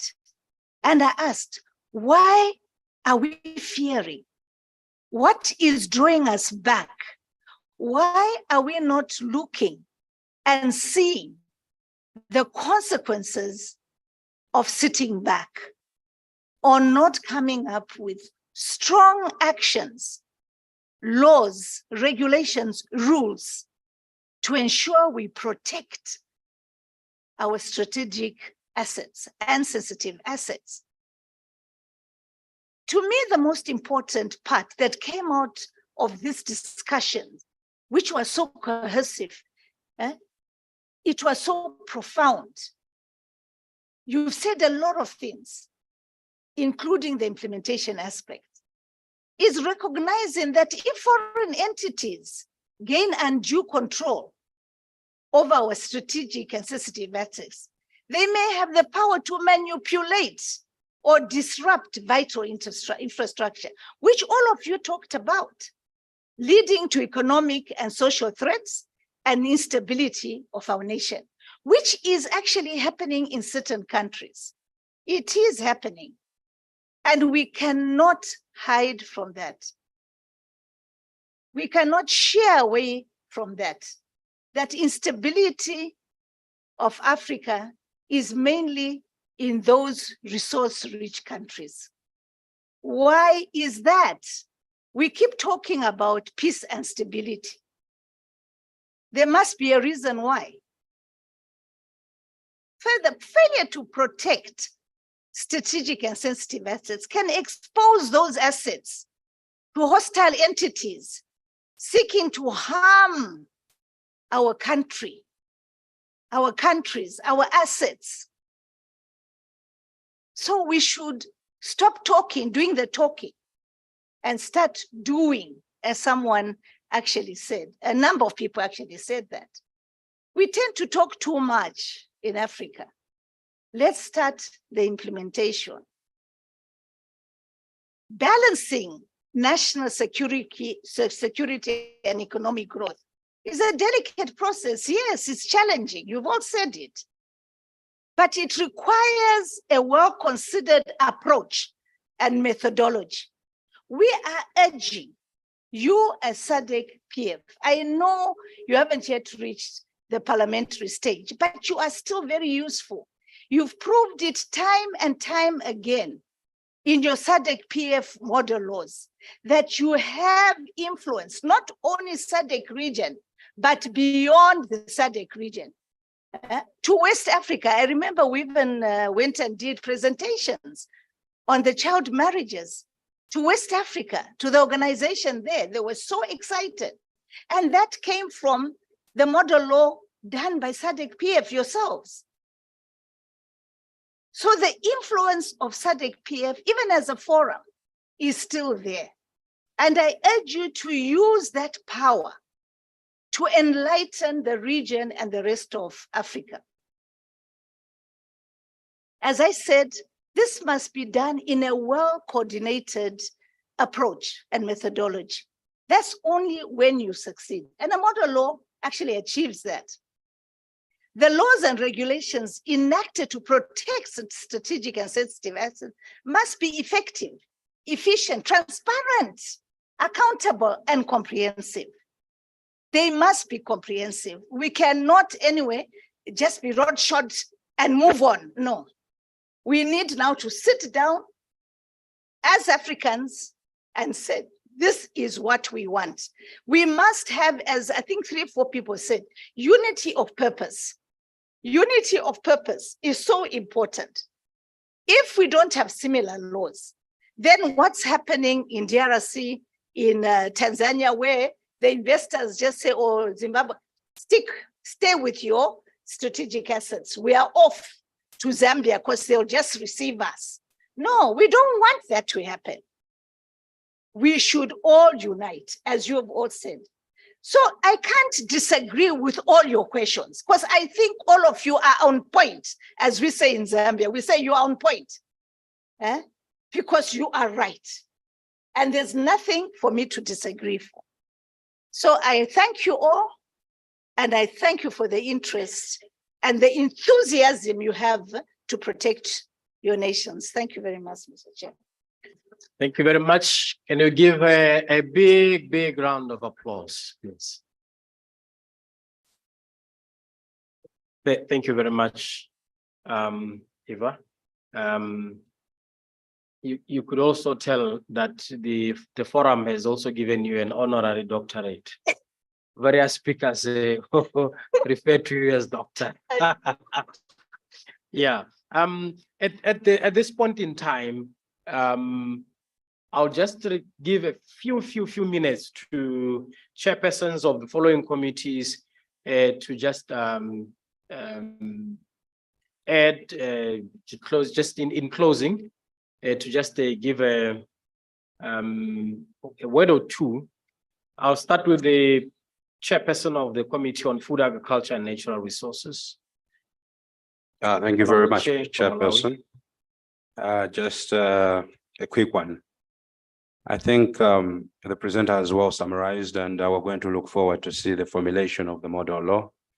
And also just to keep in mind that there is need for SADC member states to ensure that their lawyers are able to identify the loopholes within the legal frameworks and agreements that they come with investors, especially in the extractive industries. This is mainly mining, because mostly when investors are coming in mining, they're the ones who bring their own contracts. So it's very important that for our honorable attorney generals and the government lawyers to always look for those loopholes while we're waiting for this model law. But I'm sure that this model law is going to be well rich in content, and it's going to be a guiding force for us. I submit, Chair. Thank you. Thank you very much, Chair of the Food, Agriculture and Natural Resources. I'll now have the Chair of Committee on Democratization, Governance and Human Rights. Thank you very much, Chair. Dr. Eva again, okay. We have honored you by bestowing you the doctorship. So at least you should receive. Thank you very much, Chair and honorable members for for engaging in such a very important topic within our region. But all I wanted to stress is we should not just concentrate on laws within our member states, laws that are between the state and the investor. But I also want to plead to member states to look at the intra-country laws.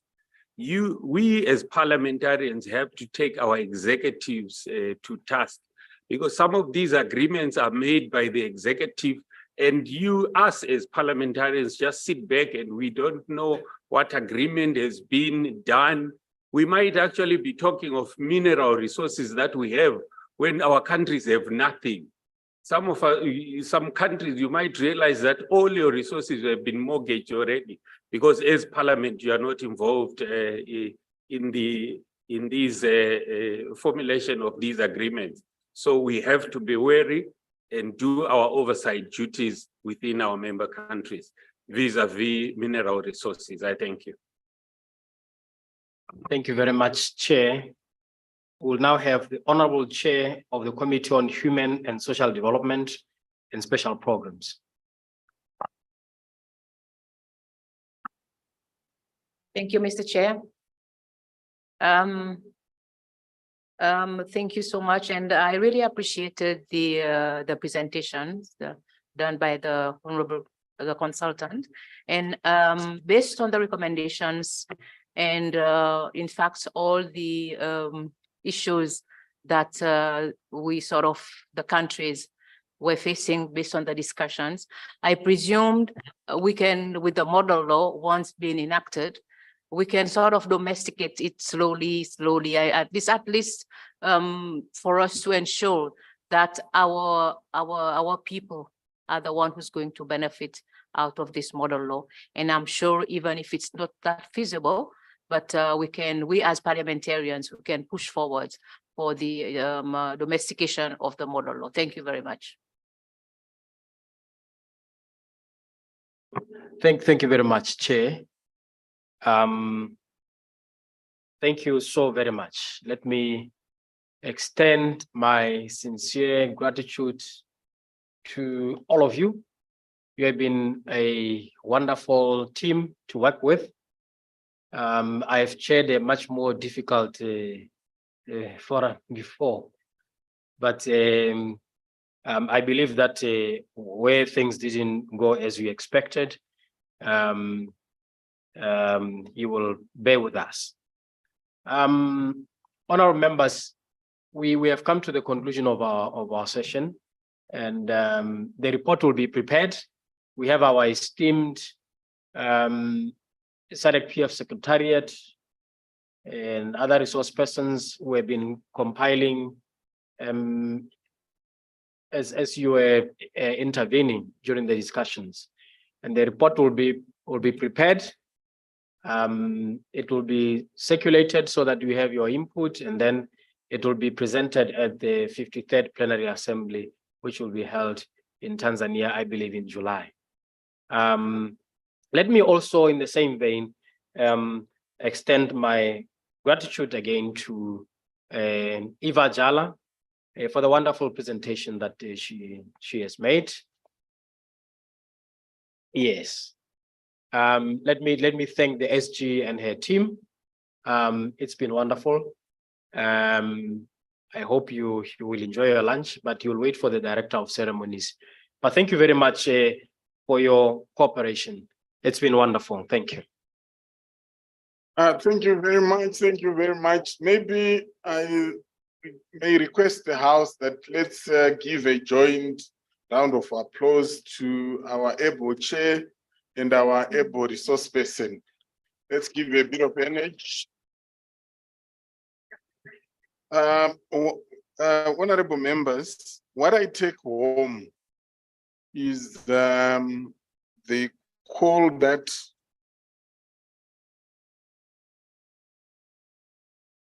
the call that maybe we have done enough talking. What we need is action.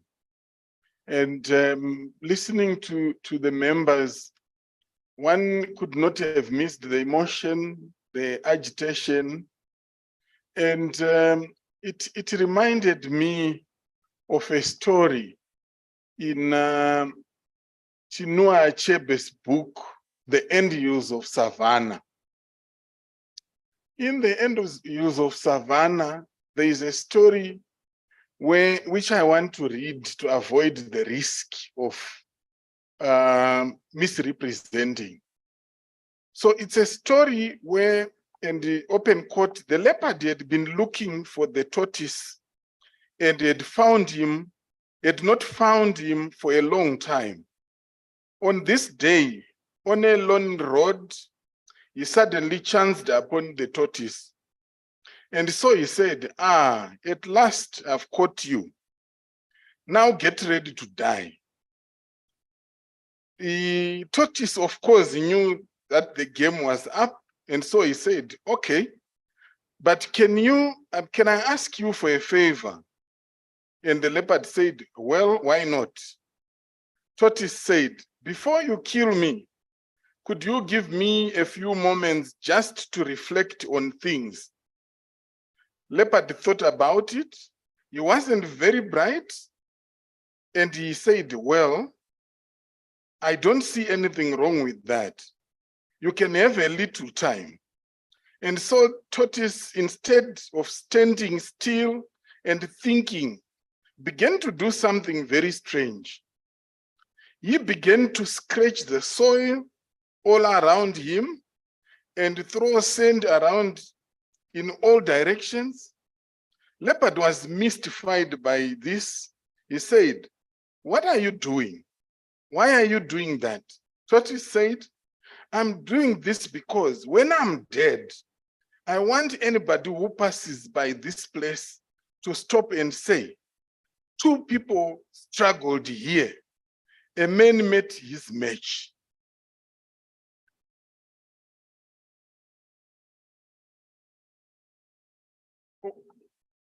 We need to be remembered as the people who at least did something in that moment when things were difficult, even if it was the last action. And the story goes on to say the leopard did not have the energy to kill the tortoise and allowed the tortoise to go. We dare dream to do something and change the course of history. And that's what the challenge we place upon each and every one of us. Definitely there's something we can do, there's something we need to do. Thank you very much, honorable members.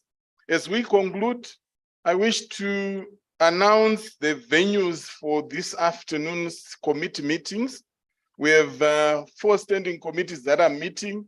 If you check your program, we have TIFI, FANR, we have HSDSP, we have DGHR.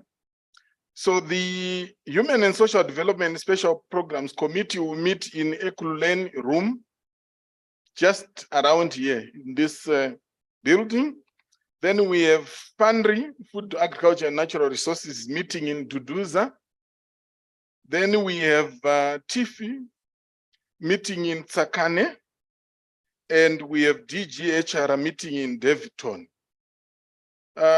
Given where the time is, we plead with honorable members that if we can be able to be done by lunch, with lunch by 14:40, which is 20 minutes to 3, then we'll be able to start our meetings and have enough time with the resource person so that we benefit from the deliberations. At this juncture, I wish to invite colleagues from protocol and admin to guide the members so that on our way to lunch, we pass through the place where we are going to have a family photo. Colleagues, where we had a family photo yesterday is the same place where we must usher the members to go to. May I plead that, honorable members, let's all head in that direction so that we don't lose any further time. Thank you very much. Enjoy your lunch and all the best for the meetings in the afternoon. Asante sana.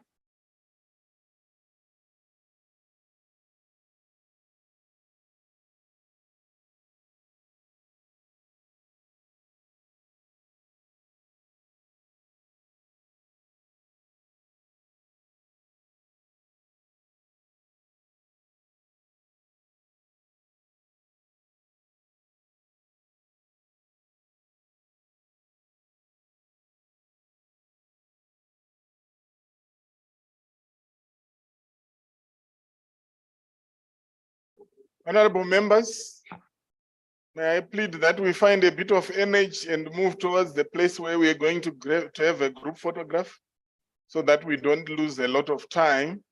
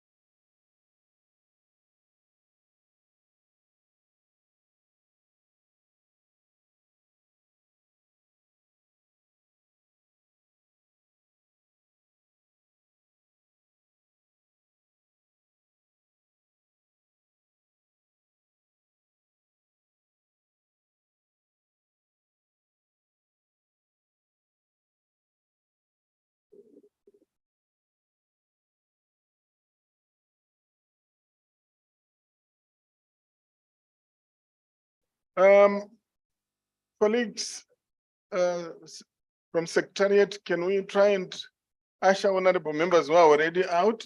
I think we can also go out through here. It's shorter in terms of where we're going to have the group photograph.